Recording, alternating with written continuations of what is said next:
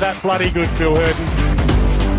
Oh, Harry Prosser gets dropped! The excitement is building, the crowd is here. Oh, why not, mate?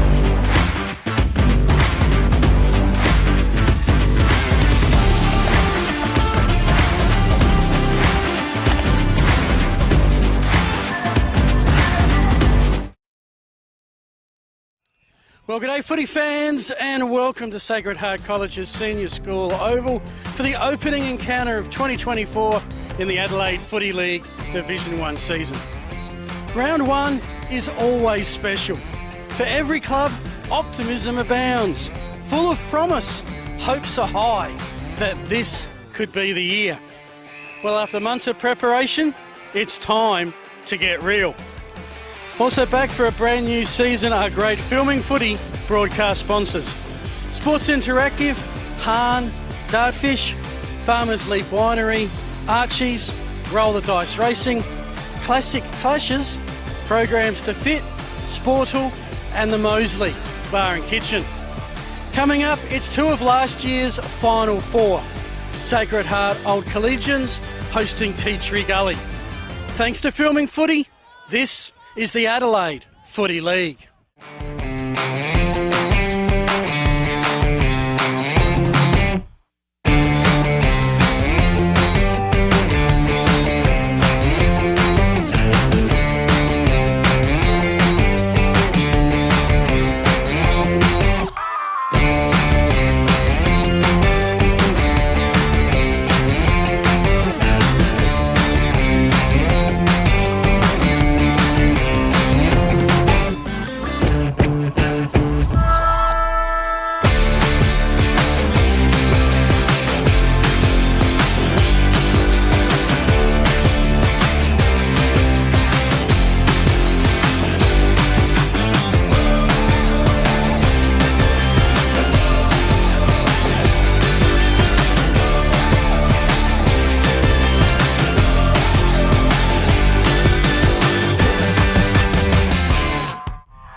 We finally made it to round one. Beautiful day here at Sacred Heart Senior School Oval.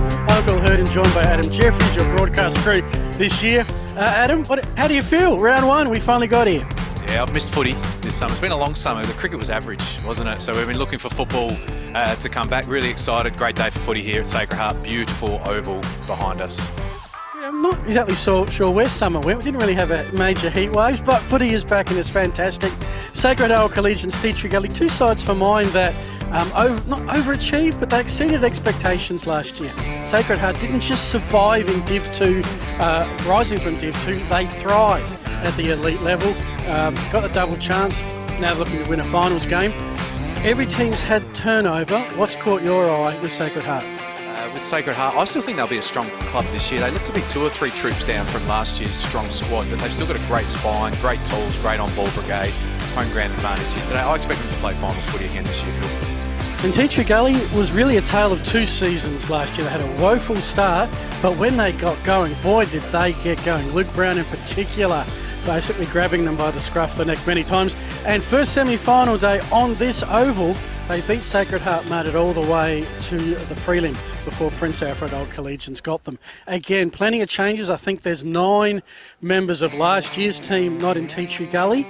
Not sure they've had the same replacements. Yeah, agree with that. What a fantastic, probably the upset of the season, wasn't it? Tea Tree Gully winning a semi-final here last year, and I'm sure Sacred Heart will be looking for a bit of retribution today. But Tea Tree Gully side of things, look, I think they can push for finals again. They only won 8 matches last year and played the 2 magnificent finals. Luke Brown not playing is a real blow.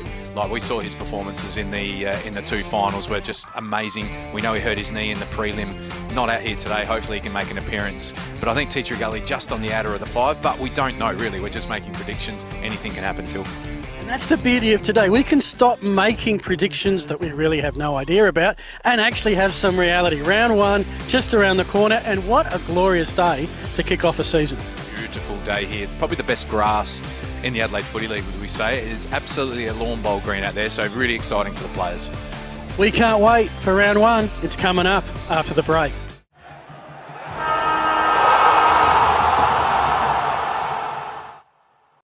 Do you belong in a role that drives you? In a community that makes you proud? In a team that brings out your best, you belong in blue. Apply for a career with South Australia Police.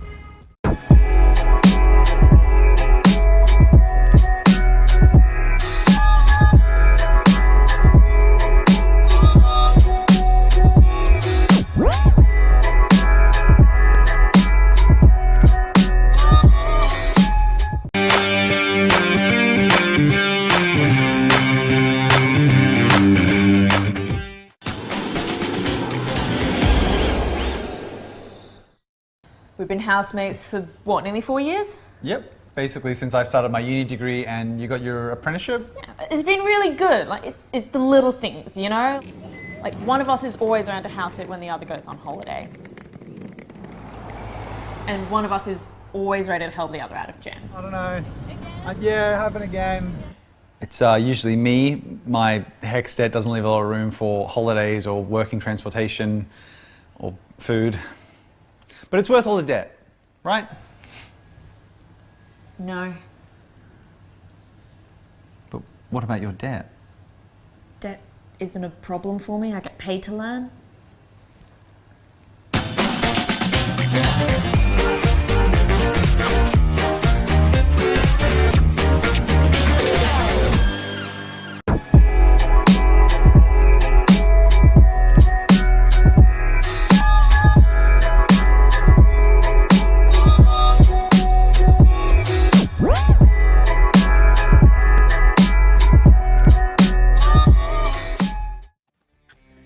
Welcome back. Glorious day for some Division 1 footy. Opening game of the season. Everything is set up for a very entertaining encounter between Sacred Heart Old Collegians and Teacher Gully. My name's Phil Herden with Adam Jeffries. We're in the Filming Footy broadcast van for the afternoon. We're about 13 minutes from the first bounce. Let's get into the two teams, and firstly Sacred Heart Old Collegians, and they have quite a history. The college, Catholic Marist Brothers College, was started in 1897, been here at Summerton Park for 110 years. The Footy Club, 1968, only the third team, Oz Scholars team to make Div 1 in 84. 3 flags, but they've been, Adam, so close over the years, and we'll see that on the next graphic in a sec, but 3 straight seasons they were 1 win from Division 1. Finally on the 4th go, in 2022 they got there. Yeah, they were a bit unlucky in the year. I think it was they played in the 2020 Division 2 Grand Final, but there was no promotion relegation that year. Was there again though against Teacher Gully? Gully. That's correct. Only lost by 6 points, I believe, as well in that game. Yeah, and Teacher Gully weren't expecting promotion until Athelston said, well, we want to be relegated. And then, Div 2 was to be upgraded. So they got here, and here they are. In terms of what they've done in recent years, again, it was knocking on the door of that. Div 2 for quite some time. The year they did finish second, as mentioned, there was no promotion for that. 2021 was a prelim, it was a semi-final knockout setup. If they won that game, they would have been in Div 1. Had a year off, 2022, I guess, in sorts, finishing 9-9. But yeah, they made it through to Division 1 last, was it? No, it was 2022. They made it playing Broadview in the grand final. Might have to update that graphic, I think. Last year, they finished in 3rd spot, which was probably more than they would have thought they would have got to last year. Yeah, look, they were an outstanding team. They were pretty confident over the summer that they would be a good Division 1 team last year. I remember them, and they've got, Sacred Heart's a great football school, isn't it? So when the kids go to Glenelg, they come back to Sacred Heart Old Collegians, and they've got an amazing amount of depth and guys that have played, SANFL junior football. You can see out here, Phil, now in the B grade, there's a lot of kids out here that can really play. So they've got some great depth at their club, and they've got a bit of top-end talent as well. Yeah, so they won the C's early, I think. The scoreboard is right next to us, we can't see it. I think they won the B's. They're leading the B's at the moment. We'll see what happens when it comes to the A's. Let's have a look at the Sacred Heart team. And some familiar names, but also some new ones from the team that finished 4th last season. Yeah, there's a few new faces there. I've been told to look out for number 27, Darcy Lecornu, so let's keep an eye out for him today, Phil. But there's some names that have been playing for a long time. They've got a great back 6. They've got Sanderson and Tapp, who are great back shoulder defenders one-on-one. Last year, they only conceded 45 points per game, Phil, which is an elite category up there with the top 2 teams. So their defence is really rock solid. They got some great kickers off half back as well. So they've got that end of the ground really, really well set. But I think up forward as well is where they can really do some damage. We saw the coach, Alex Carlotto. He's a magnificent contested mark, and he's probably one of the best kicks for a ruckman I've ever seen. So he's a real weapon, and obviously as the coach, a lot of football is going to funnel through him. Keep an eye out for Tristan Kakura, who was a big out for Sacred Heart in the finals late last year. He's a sneaky goal kicker as well. The only disappointing one is we have been told that Joel Cross won't play football this year. He is retired, which is a bit of a shame. I thought he would be a great top-up for Sacred Heart to have his ages and experience, but they don't want for a lot, Sacred Heart. They've got great tools, they've got great midfielders and great defence, so I think they're going to be a dangerous team this year, Phil. And a magnificent setup here when they can get the opportunity to play at the senior school, which they will do this week and next week. So let's flip it over to Tea Tree Gully. The visitors, they've made the long trip down North East Road and then Anzac Highway. A huge club. In fact, they're in recovery mode today. They had an under-9s carnival up at Pertaringa last night. Clubs in the local, that would have been massive. One of the oldest clubs in football. 1862 they played first game 162 years ago. Took them till 2018 to win their first Division 1 flag. I was there that day. That was a magical day for the club. They backed it up with a Div 2 flag in 2020 that we talked about against Sacred Heart, and found out a few weeks later they would be going to Division 1. So really good club at senior and junior level. As you can see, their players, they found a little lane alleyway of grass to warm up on. Very creative there. Let's have a look at how Tea Tree Gully have done in their recent seasons. Some time in Div 1, premiers in 2018, and from riches to rags. Yeah, so we've mentioned it a few times. There's been a few Division 1 clubs that have won and then gone to Div 2, Payneham, Goodwood. But they only spent the one season down and luckily got to come straight back up. Very professional club. I was there as well. 2018, they had an amazing side. I coached against them that year. They were extremely well drilled. Lost a few players and got demoted. 2020 were too good for Division 2. And you just look at the consistency, Phil. They probably, right now, they're probably not in a relegation battle, but they're probably not in a premiership battle, are they? They feel like they're just treading water in the mid-table. But that's not a bad place to be. As a club, they want to be a Division 1 club. They're super strong through the grades, and they're a very consistent club with one of the best coaches, I think, in the league as well, in Justin Mascotta, who's probably the most experienced Division 1 coach, 7th, 8th season at the helm of Tea Tree Gully. Yeah, he is the most experienced in terms of Division 1 years coaching. Done it in 2 stints. Last year they were 8 and 10, got busy late, won 2 finals before going down to Prince Alfred in the prelim. Let's have a look at how Tea Tree Gully line up today, and I'm going to read out some names that aren't on this list for you. Luke Brown, Alex McKay, William Cansdell, Ryan Spittle, Chad Schoenmakers. There are some big outs for Tea Tree Gully, and obviously some ins to replace them. Yeah, it's a tough one, isn't it? We can't hide behind the fact that Luke Brown's performance in the 2 finals they won last year was first class. Strangely enough, he wasn't tagged by the opposition, but he had 44 disposals and 2 goals in one of those games and dominance. So he's a loss, no doubt. McKay and Schoenmakers are obviously been great stalwarts of the league, and they're tough players to replace in a tough competition. But knowing Justin Mascotta, he won't be too worried about it. He'll just keep blooding Tea Tree Gully juniors, and they've still got some really good players in this team. Peter Personos has probably been the best small forward in Division 1 for 5 or 6 seasons. Tyler Martin, we saw Phil in that final last year, kicked 5 or 6 at Port Districts, and he's a real handy player. Swingman, can play defence, can play as a key forward. They welcome back Tyler West today. Tyler West is a sneakily good forward, second ruck for them. Missed all of last year with a knee reconstruction, I believe. And they obviously have, I think, the best ruckman in the competition, Blake Penny. Not just his tap work, he's a colossus with his marking around the ground. So they've still got some weapons, but my gut feel is they're probably just 1 or 2 players short, Phil, for really contending again. Yeah, and they really do source their players locally. You mentioned the setup they've got, right in the head, the heart of the Norwood recruiting zone. Plenty of players going back and forth there. You don't see too many that play senior level, having not played at the Gullies at some junior level, which I think is, I guess what we have is we have a prime collegiate team against a real prime community club today. I agree. Not many player points being used in this game today, I wouldn't think, Phil.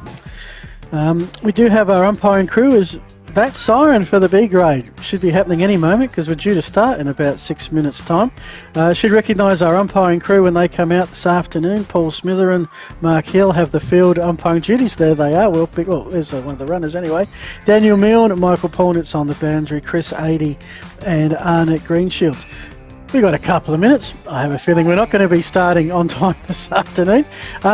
What were some of the big news items that you noticed during the off-season? In terms of the recruits, obviously the recruits at Port Districts, we're all keen to see how they go today, aren't they? Broadview is probably the team, they've talked themselves up a little bit. New grandstand, new club rooms, and a few handy recruits have come in. So there's going to be a bit of a shake-up at Division 1. I think it's going to be an even comp. Last year there was a couple of easy wins for some of the powerhouse teams. I think it'll be super even this year, and as it should be in Division 1. There should be 10 relatively even teams. You go to the games, Phil, and anyone can win on any day, really. Even today, I think Sacred Heart will win, but I wouldn't be surprised if Teacher Gully cause an upset because they've just got the capabilities of doing it. Well, it's just, every game has an unknown factor, and it's especially the case in round one. And when it's the way Teacher Gully approach it of promoting juniors, we don't know who these kids are. They don't have the reputation that a recruit from Sandford might have. There's some cracking games on today around the Adelaide Footy League. You mentioned Broadview Port Districts. Port Districts, probably the February premiers, if there's such a thing. Not a good omen normally, is it? It normally doesn't work out when you're the February tip. It probably did work out for Prince Alfred when they got their gang together. Speaking of Prince Alfred, I heard somewhere along the 15 changes, although Brazel and Davis are both in playing today, so they're the best key forward duo in the competition, so that'll keep them competitive, perhaps not in premiership contention, Phil, but that'll keep them handy this year. Yeah, and I think they are on the Crows and Port Adelaide lists respectively, so a lot may just depend on how much they get called up to Sandford level, how that filters back to PAC in terms of their goal scoring power. Defensively, no Chris Curran, Mackenzie Slee, no Andrew Bradley, no Trengo. We're going to meet a whole bunch of new Prince Alfred players. Yeah, there's a few teams that have been beat up by Prince Alfred over the last 7 or 8 years, so maybe some of the more experienced groups will just be thinking they might be a bit easier to score against this year, but we'll wait and see. They've still got some really good kids coming through, Prince Alfred. An interesting game for them to play first up, St. Peter's at Caterham. Now, that's always St. Peter's, Prince Alfred, big occasion. An interesting one to have as your first game. Yeah, but it's the two ins of Brazel and Davis that tip it in their favour. If those two guys weren't on the team sheet, I'd almost be tipping St. Peter's, but I don't think St. Peter's have the defenders to keep up with Brazel in particular, and they'll still be dangerous going inside 50. So Prince Alfred for mine in that game. As you can see, plenty of people around there. It's a glorious oval here, the Senior School Oval. One row down the eastern wing where I suspect we're going to see a fair bit of footy this afternoon. Just has a row of Moreton Bay figs and gum trees, a great green canopy that provides some excellent shade. Not sure how those people will go dealing with the sun a little bit later, but even on the eastern wing there's some good shade there. Plenty of good watching spots, and as expected, round one, chance to see some new teams, some good turn up from the attendees today. Great crowd. Everyone's excited. Round one's always exciting. Everyone comes to see how you're going to go. If you're near the bottom of the ladder, not so many spectators come for you, do they, Phil, as you get along? But yeah, great crowd. We were here late last year, weren't we, Phil? It was a great crowd there on the hill. It's a great day to watch some football.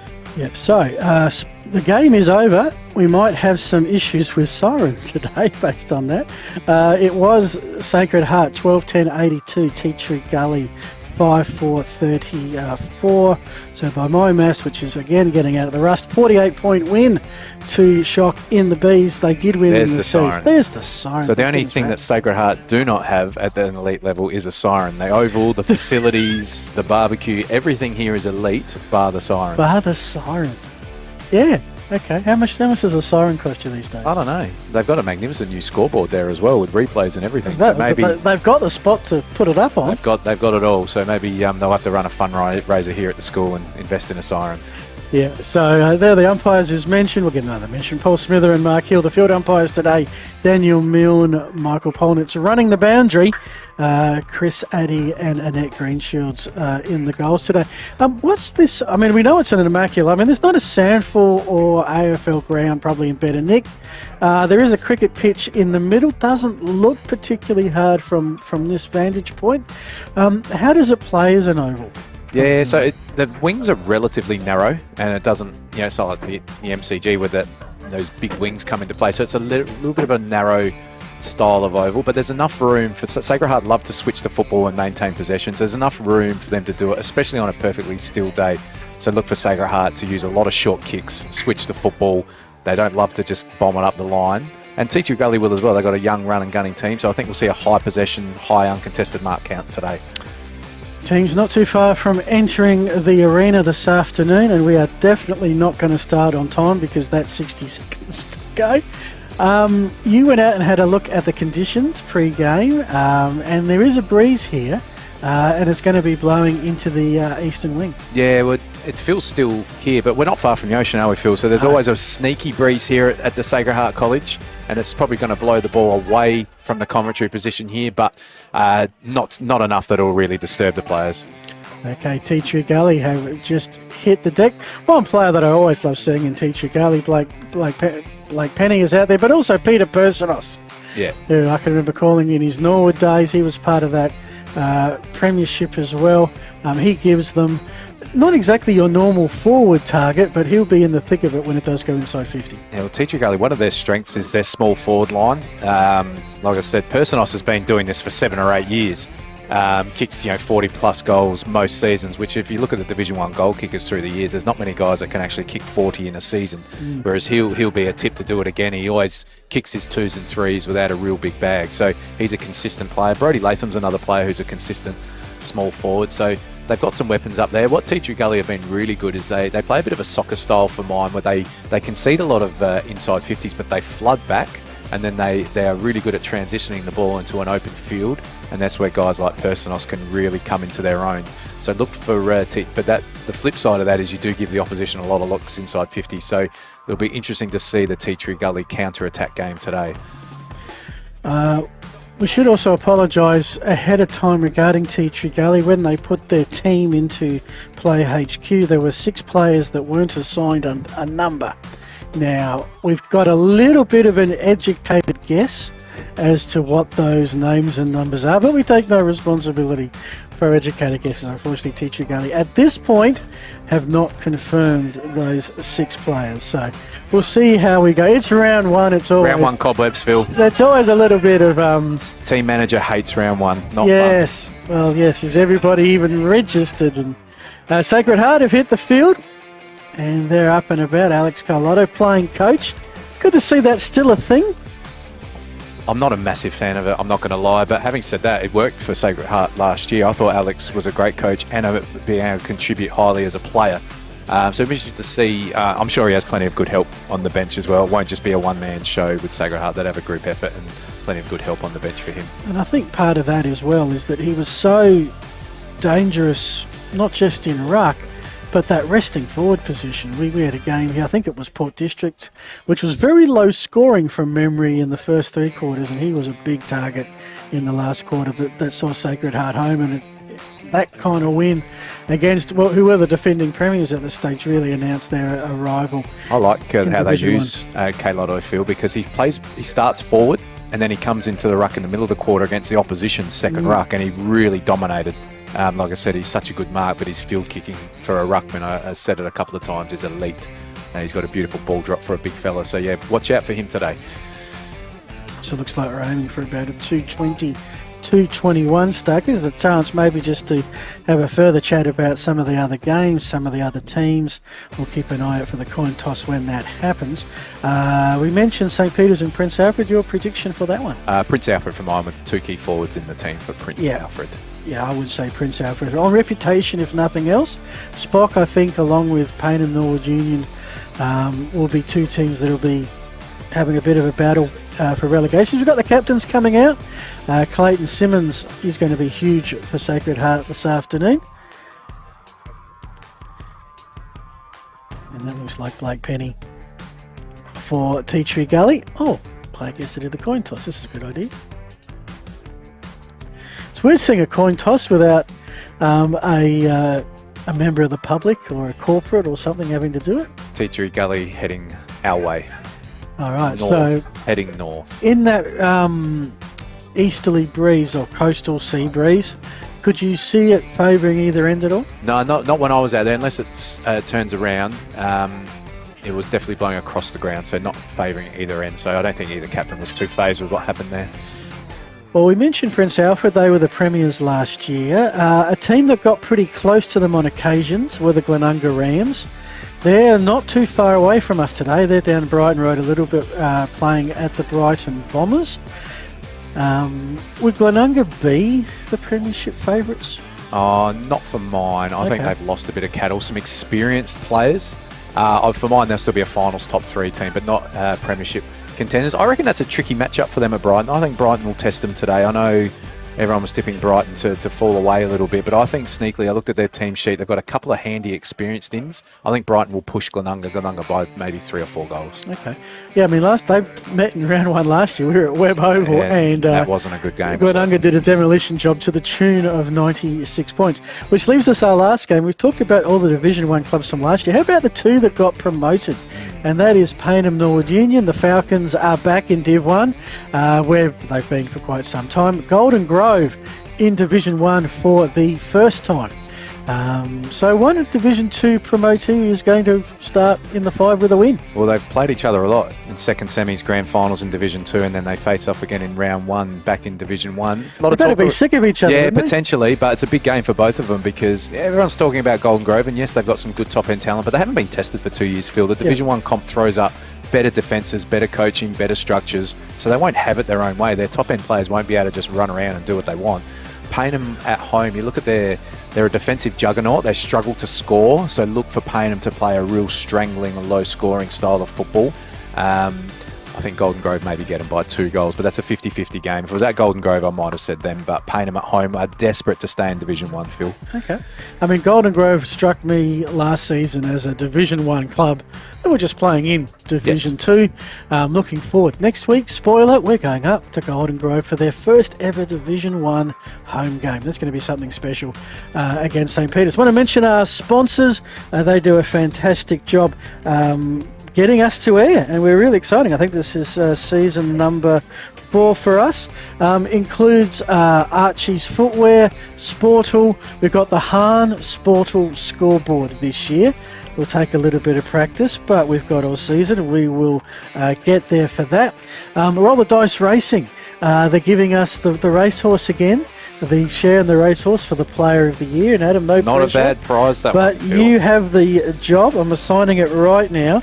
You have the job of working out our 3-2-1. Great responsibility because it's a great prize. One of the great local footy prizes, I reckon, that one. Another good sponsor, Farmers Leap Winery. Oh, well, you can't get a better wine than that, Phil. Let's just leave it at that. Looking forward to sampling some of that through the course of the 5th quarters that we'll have through the season. Dartfish, their stats. We could talk about that through the course of the broadcast. Classic Clashes, which I will need to find some more information about, but they're on board. Programs to Fit, Tony Neal do a great job getting you all motivated. The Moseley Bar and Kitchen, well, say it no more. We'll be giving out those awards post-game, but it's finally here. It feels like forever. That pre-game felt like forever, but here we are, 7 minutes late, but all set to rock and roll for 2024. Adam Jeffries, Phil Erden, let's rock and roll. Umpire in the middle. Sacred Heart in the blue, going away from your camera, but it's going to be Tea Tree Gully. Some good hands from Asprey to White, running into the half-forward flank. It's our first inside 50, looking for Tyler West, but strong defence from Sacred Heart as the kick comes out to Clayton Simons. Now, this is going to take a half-volley situation with pressure. Tea Tree Gully trying to force the fumble, and what they've managed to do is give away a free kick. Just want to mention, except I've got a number without a name. That only took 45 seconds. Latham with the football. 24 for Sacred Heart. I'll need to do a check on. Clayton Simons would love to have that kick back, just to maybe a bit of round 1 nerves, back into the corridor. He's normally a better disposer of that. Latham, normally a lethal shot from about 40, 45 here, Phil. Yeah. This for the first score of the season, and it's for full maximum points. Tea Tree Gully, 90 seconds into this contest, have opened with a goal. They're 1 straight 6. Shock are yet to score, and that is on the Hahn Sportal scoreboard. Great start for Tea Tree Gully. Classic Blake Penny, wasn't it? He grabbed the ball out of the ruck. So from Sacred Heart, first message is out to the ruckman. Blake's going to try and get up early, grab the football, kicked it forward, got a nice entry. Tap took a great intercept mark. They did their usual game plan of switching the football. Just an early round 1 error. We're going to see a few of them as we go. But the important thing was Latham's shot for goal, which capitalised on it. So well done. Great start, Tea Tree Gully. Yep, inside 50, converted into a goal. Sacred Heart have given away the second free, and it will be the second centre clearance. Penny says, I'm a ruckman. I'm going to hand pass. And I've got a Phantom 24 that's going to drive me nuts because this is the second good mark he's taken in the space of 2 minutes. That's Tap, I believe. Yeah, different number. Yeah, we'll go with that because certainly looks like him, and he has Tap does have that influence in defence. Off hands, mark not taken. Tom McDermott with a bit of a grubber kick, only as far as the gullies on that outer wing where Adam Jeffries has predicted we're going to see a lot of footy today. Glad I bought the binoculars. It's with James White. His kick. Chance for Simons to intercept. He manages to get the kick while being swung around. Umpire has said... Paid a sling. We don't allow those tackles anymore. Not downfield, which is interesting. I guess it was during disposal, not after disposal. He decides he's had a good pre-season. I can run around the man on the mark. He does. Puts it out in the path of some forwards, but not on the chart. Here's a good pickup. That's by Law wearing the Joel Cross number. Couldn't do much with it, though. Sits with Zach McKay. He's well on the half-back flank. And I think that's going to be a crude tackle. Tea Tree Gully ball. So free kick count. I'm not sure if you're keeping track of that for me today, Adam. I've got it at 3-0 at this particular point of time. So Sacred Heart just might want to settle down some of the adrenaline that comes with playing the first few minutes of a new season. Hot footy in the middle. Cody Tape took it. He was then taken. Sacred Heart with a clearance. A good one-on-one win there. Under immense pressure was Ethan Moore. Not sure that he actually disposed of that correctly.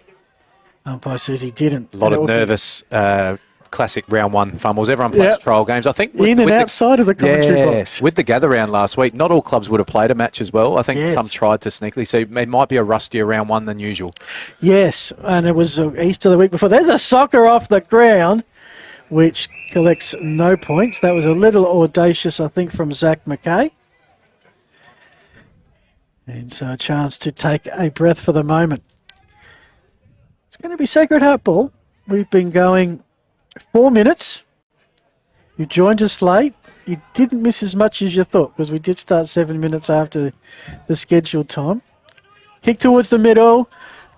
30 metres out. Chance for Cody Tape. Couldn't take that mark. If he had it would have been in absolute goal-kicking territory. Great start for Tea Tree Gully, though, Phil. They put Sacred Heart under a lot of pressure so far, so it's a great start for them. Need to capitalise and get 2 quick ones. They're zippy. They're up and about. We noticed while we were waiting for the Bees to finish that the Gullies had found a little area to warm up. Sacred Heart stayed in their change rooms, and Tea Tree Gully were up and out first by quite a few minutes, so they were keen to play. Long way to go yet, but some early good signs. One of them being the Sacred Heart is struggling to clear it off their half-back flank. A fumble by Adam Ashotta, but the ball is still held up. Cody Tape's been in plenty of the action so far. Must remember, Cody Tape, the bright green boots. Me-motor players, if you want to be recognised, wear some different boots. It all helps. Personos, one of his first touches. McKay, another one, partially smothered. Some great hands by Asprey. The kick, rejected volleyball style by Sanderson. He could have taken the mark. That's an interesting theory. He's a classic old-school defender. Sando just loves an ear massage and loves the spoil. Okay. The two-handed spoil when there really wasn't another player around. But anyway, it is a throw-in the northeast pocket, the Tea Tree Gully pocket here at Sacred Heart. Tea Tree Gully being probably about 45-minute, 50-minute, hour drive away from here, depending on traffic. So they want to make the trip worthwhile. Sacred Heart with the free. Brandon Smith got under some pressure, shows some poise. This is dangerous, but Sanderson, glad he didn't go the double spoil there. He realised it needed a mark. One good thing is, at least, Adam, is that we're getting to see a fair bit of the footy early on, because it's in the Sports Interactive pocket where our broadcast fan is. 5 inside 50s to 1, Phil, so a great start for Teacher Gully. They've got the first score. It's 1 straight 6 to absolutely nothing at the moment. 6 minutes in. They'll get another inside 50, and they've got the mark. Cody Tate wearing the number 6. Good read. James White couldn't take the mark. Goes back in for it. A few players getting their first serious contacts in. Tackles. Bumps. Zach McKay did some great work to get hold. Was tackled. Umpire says play on. Deemed to have got rid of it. Simons rode the tackle, got the hand pass into some space. Oh, interesting tactic there by Brandon Smith to go with the Socceroos style. Almost a kicking in danger. Another inside 50 for the Gully, so that would be number 6. And again, so the struggle by Sacred Heart to get a decent clearance. They've got a little bit of space and time now. And the bouncing kick, there's not a shock player within 15 metres of this. A chance for Gullies to wind up in the space in the Adam Machota. Not sure if you picked up his reaction in the effects mic. Hope you didn't, because it might have come with an adult classification. Yeah, he'd be disappointed. They had, the flying shot on goal from 55 there. You'd love to see him spot up a teammate or kick the ball 15 metres out to keep Sacred Heart under pressure. But by my count, that's 8 inside 50s. A lot of rebound entries, Phil. Yeah. Need to get a second goal, though. I was about to say, it's almost now 1 goal isn't due. When you kicked it, when you got it with your first inside 50, that means everything since. No extra score. Sacred Heart are taking their time to try and clear it out to a pack. Again, Teacher Gully got first hands to it. They'll get it by the boundary. Another inside 50 to add to your tally. Hope you're not running out of ink there, Adam. As it's Brody Latham. They've got the early goal he's brought to ground. Will be a stoppage about 30 metres straight in front. Unlucky there, Latham. The umpire was on the wrong side because he just did get a little Jack Ginnivan high there, but the umpire on the wrong side. So a bit unlucky. Is there such a thing as a Jack Ginnivan high anymore? That's the question. So a couple of stoppages, and every player is this side of centre, and there's probably a good 26 inside 50 at the moment. But somehow out of all of that, Teacher Gully have got the kick up. That was from Noah Hyde, one of our, well, I think it is one of our possibly numbered players, but didn't really have anybody to kick to. And on that, looks like we've got last disposal rule. Has that made its way in this year? Does that look like the last? Don't think that was have to be, Phil, because that was certainly not on the full. That was not on the full. I wasn't briefed on that, though, but I don't mind the rule. No, I like it. When it first came into the sandful, it was, oh, this is a bit weird. But you adapt to it pretty quickly, and it just takes so much subjectivity, and you have less boundary throw-ins. I don't know why the AFL don't do it, Phil. Because it's a South Australian idea. That is why. I mean, it just works well, and it takes away the total subjectivity of deliberate or not. But anyway, we could have discussed that during the pre-game, couldn't we? We had plenty of time. We had the time. The B-grade game went forever, but they've got a bit of field position here, Sacred Heart. Need to win a stoppage and get some field position. They just haven't been able to clear the ball. Yeah. Teacher Gully's defensive setup has been really, really good. Because it was Teacher Gully who won the toss, and generally as a theory you take the wind because you never know when it's going to change. I think Blake Penny was confused after his opponent flipped the coin. He just went, oh yeah, we'll go that way. Yeah, can we kick to the wing? Yeah. No. So throw in, that is pretty much as true centre wing as you're going to get here. Went over the back of the two ruck, and umpires found a free. That's the third free kick that Penny has drawn. So obviously the Sacred Heart ruckman's concerned and not just hitting the football. That's what a good ruckman will do. And the free kick count, I'll make a prediction, is very much Teacher Gully's way at the moment. But all deserved. They've been first at the football. Yeah, it's not like, people worry about free kick counts as if they're supposed to be equal at the end of a game. No, they're not. If one team is more haphazard with its tackles and one team is a bit slower getting rid of the ball, then that's just how it is. Coming up the back there was Hartshorn. He's got the ruck job on Penny at the moment. Little high one against Personos, just outside of his range here. He's a bit of an up and under kick, Personos. Well, he lost a bit of penetration perhaps over the years, but this is their 10th inside 50 to 1. So like, as we keep saying, it's a good number, but inside 50s don't win the game, do they? Need to get a second goal. Forward efficiency of 10% is not good. No. So it's somewhere in the 40s is about average, and if Teacher Gully with EG, they'd have a huge lead. Personos, pass, not sure, through some hands.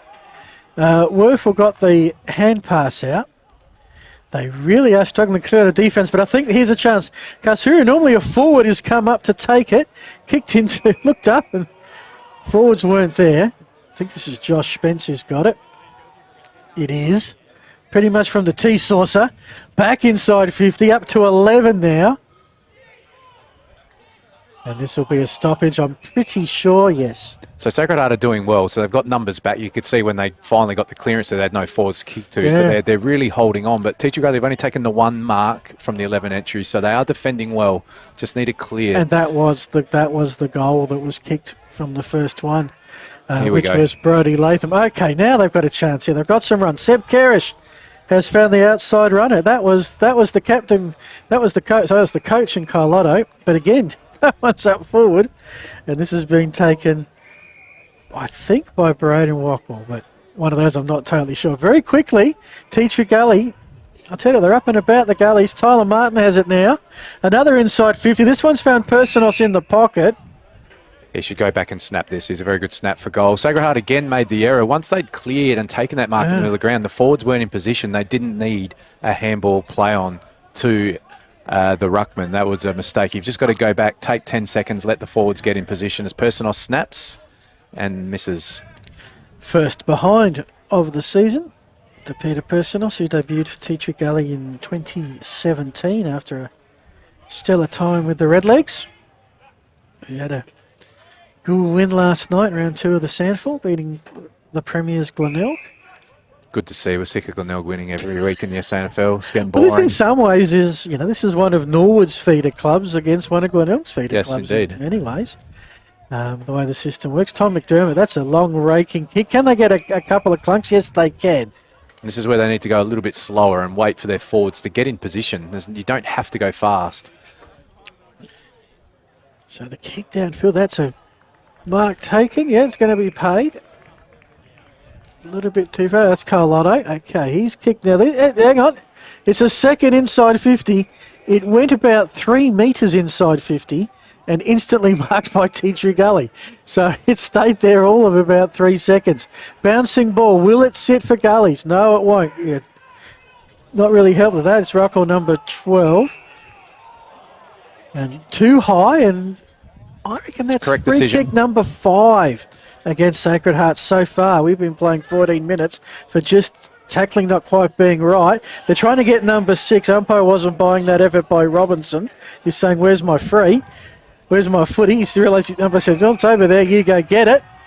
Found a throw, and it's going to be Teacher Gully's shot on goal. Not sure who's got the kick, but this is an important shot, Phil. That's 13 inside 50s to 3, and one of those inside 50s went 2 metres in for Sacred Heart, so it was a generous by the statsman here. But they need to get a second goal, because at the end of the day, Sacred Heart can go down and score again. All this dominance is for nothing. They've been by far and away the better team so far, but they need a straight shot here. Yeah, doesn't matter how good you are, you have got to put it on the scoreboard. Former Rooster, James White, stabs at it. I can hear my first analyst when I've called footy, Daryl Smith, who played 200 games for Sturt and West Orange, used to say, you're kicking for goal, kick through the ball. Yeah, it was a nervous approach, wasn't it? But we've seen a lot of rusty. Like I said, I think because of the gather round, a lot of teams didn't have their full last trial, Phil, so we're just a little bit rusty early here. Good read by Werfel. He's decided to kick it into space. Carlotto is the running ruckman. He sat upon it instantly. It is technically, note it down, Adam, it's an inside 50 for Sacred Heart, and as soon as I say that, it's ricocheted straight out. So they're getting a couple, not lasting long. Good fend off by Asprey. Now, Gullies, we almost saw some play on the western wing, but not sure if that was the intended kick. Some good penetration, and that's a pretty poor turnover. Wasn't a lot of pressure on the kick by Sacred. I think that was Brinkworth with the kick. Coming out now is Tapp. He sort of was pushed off the ball, maybe not. And that's good play from Tea Gully. Brodie Latham, who we know can kick him because he has the goal of the season already. He's been a handy goal scorer in Division 1 for Tea Gully for the last 3 or 4 seasons. Latham, he's the right man to have a shot here, but again, we keep saying it. They need a straight kick. Penny's resting at full forward, made the contest there against Tapp. Very composed little kick inside 50. So, just on the edge of the 25-metre dash. Off the side, and having kicked the opening goal in the opening minute, we've gone 15 without a goal, and only just the 3 Tea Gully behinds. And shock, I don't even think they've actually got within goal kicking range. No, they've had 3 inside 50s, just inside the 50, so haven't really attacked us yet. Very shallow. As you predicted very correctly, Adam, huge amount of play on the eastern wing. Colotto has left some damage there, and he's managed to get it onto a teammate in Kerrish. Here come Shock through the middle now, right in the T-saucer, another mark. Better build up here, Phil. They were wanting to go fast when they had no forward set previously, but they've just held on a little bit here. Not sure that's where they want to go. Once you're in the middle of the ground like that, why you would go out wide, I would have hit a dangerous spot there. But yeah, they had a player, but outnumbered 2-1. The kick had to be spot on and wasn't. Penny has it. He's got a target. That's Tyler West. Eludes him for the moment. Kick into it is now on the western wing. The fans there are seeing the football for the first time, and again, Shocker struggling to clear off half-back. This time with forces the neutral throw in. 17 minutes gone. The Hans Sportal scoreboard. Tea Gully 139. Shock all donuts. we did mention pre-game, Phil, how good Sacred Heart were defensively, and it's coming to the fore here, isn't it? Only conceded 1 goal from 14 entries. We just think we've got a fan club in front of us now, Adam, which is a little problematic, isn't it? Just in that pocket. Luckily, we've got the technology. We have indeed. Great to see a big crowd here. So you can see there our broadcast fan and the fan club in front of it. They're just here to see the talent, Phil. On the field. On the field. Not in here. Throw in. Well, lob on the 50-metre arc. Tea Gully have done a huge... Oh, what a read by Latham. Deserved the goal. He got it. Play of the day. We have a Neomorph Mouthguards magic moment, and that's the first nominee. A beautiful read. That reminds me of Paddy Ryder to Robbie Gray a few years ago. You don't get slick. Everyone talks about hit-outs and stoppages, and I've been harping on it for years. That often it's just negated, but that was absolutely spectacular because that's a set play. That's something they practice. Penny's a dominant ruck. Latham on the move, who's been super dangerous in this game. Latham, he's had 5 or 6 disposals inside his forward 50. That is a special goal. I'm very impressed that Sacred Heart scoreboard is giving off fireworks for an opposition goal. That's impressive. Making up for the Maybe they're just getting too tired of waiting. Lack of siren. But great start here for Tea Gully. 14 into 50s to 3. And now need to keep going. And the important thing is they got some reward for all of those inside 50s. So early days, at quarter time, when we're taking our break, I'll go and get some scores around the Adelaide Footy League. 5 games in round 1 in Div 1 today. At the end of the game, make sure you stick around because we're going to interview some prize winners. We've got, thanks to New Balance, Belgravia Apparel, Archie's Footwear and the Dartfish Beanie. Plenty to give away there to the best player of the day. We've got the Neomorph Mouthguards, as mentioned, for the magic moment. We have a nominee, Brodie Latham of Tea Gully. And we have the best team man. What does that mean? It means we've got licence to give away a Moseley Bar and Kitchen voucher to someone we think deserves it. Most of those decided by Adam. I get the magic moment one. And we do thank our sponsors for all of those. So Sacred Heart did get it inside 50. Again, didn't last particularly long. It's on that western wing. It's a lovely day for football.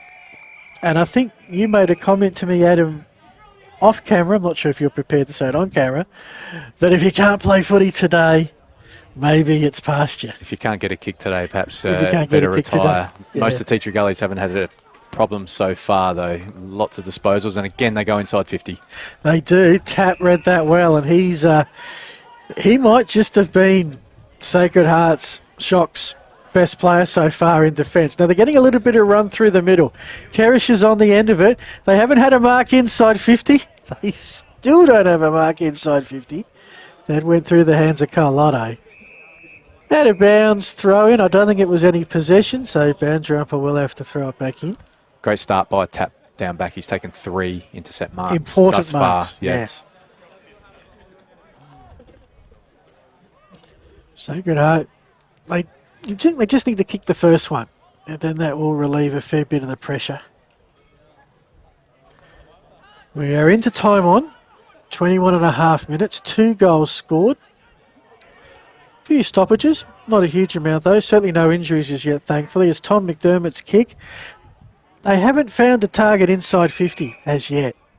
No marks inside 50. Teacher Gully have taken a couple of marks. Maybe this is their it was going to be their chance, but it's going to come back.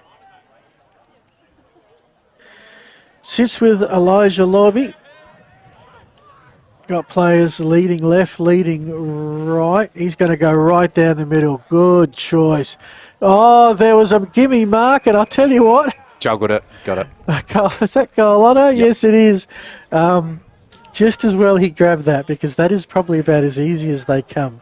It was uncontested almost in the end, wasn't it? Yeah. It looked like the ball may have just dropped short a little bit there and caught a couple of Teacher Gully defenders unaware. This is going to be their Achilles heel, tall defenders, Teacher Gully. So it was the right play by Lauby to kick the ball into a dangerous spot.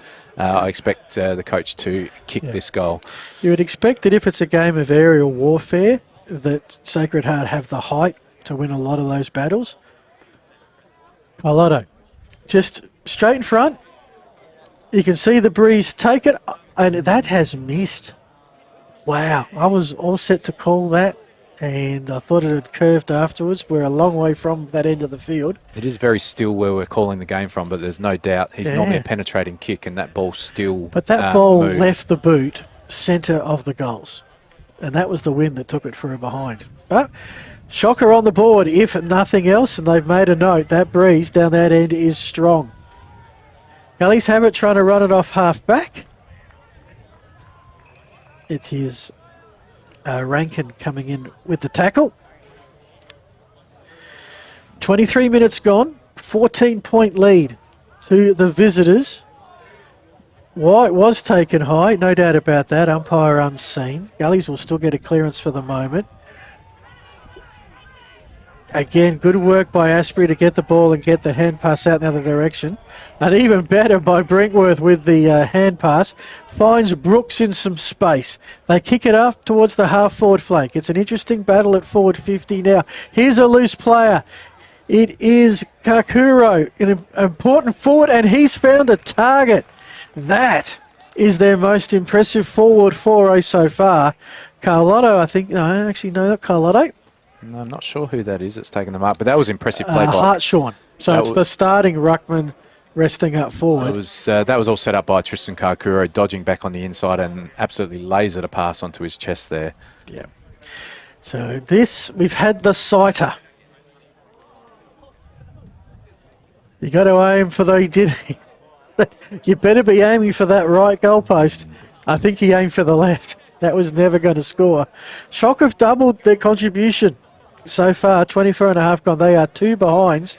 They're looking at the possibility of a goalless first quarter to start the season. They do look dangerous when they go inside 50 though, don't they, Phil? They just haven't had enough of them, only the 6 entries so far in the first quarter, but their tools will be a handful for Teacher Gully as this game goes on. I mean, what we saw was they had to play so far up when the Gullies were dominating inside 50s. They weren't there as a target when Shock went forward. Things have settled down a little bit now. A lot more play down the other end. It has spilled to Rankin. His kick. Sport on the goal. I'm not sure exactly by whom on that occasion. And as the ball sails towards that goal line, the siren has sounded for the first quarter of the 2024 Adelaide Footy League Division 1 season. We have 1 goal scorer so far, and that is Brody Latham, who kicked a goal in the opening minute, and then a beautiful kick off a beautiful Pack Reed. Adam Jeffries, very quickly, many thoughts on that first quarter before we take our first break? Dominant quarter by Teacher Gully. had field position. It was all about field position. It was a scrappy affair, a lot of pressure from Teacher Gully, but Sacred Heart, no real damage done. So they can regroup here at quarter time and they're more than capable of coming back into this game. But well done, Teacher Gully, great start. We'll take a break, find some scores, get some stats, be back with the second quarter. You're watching the Adelaide Footy League, thanks to Filming Footy.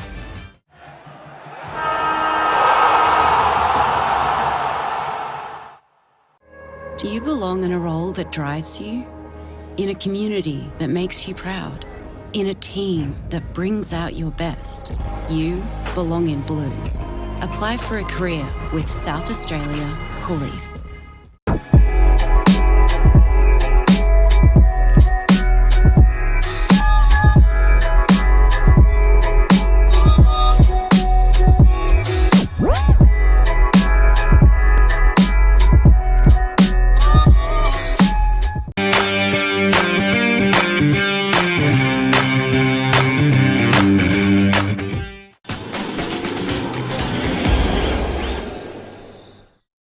We've been housemates for, what, nearly 4 years? Yep, basically since I started my uni degree and you got your apprenticeship. Yeah, it's been really good. Like, it's the little things, you know? Like, one of us is always around to house it when the other goes on holiday. And one of us is always ready to help the other out of jam. I don't know. Yeah, happen again. It's usually me. My HEC debt doesn't leave a lot of room for holidays or working transportation or food. But it's worth all the debt, right? No. But what about your debt? Debt isn't a problem for me. I get paid to learn.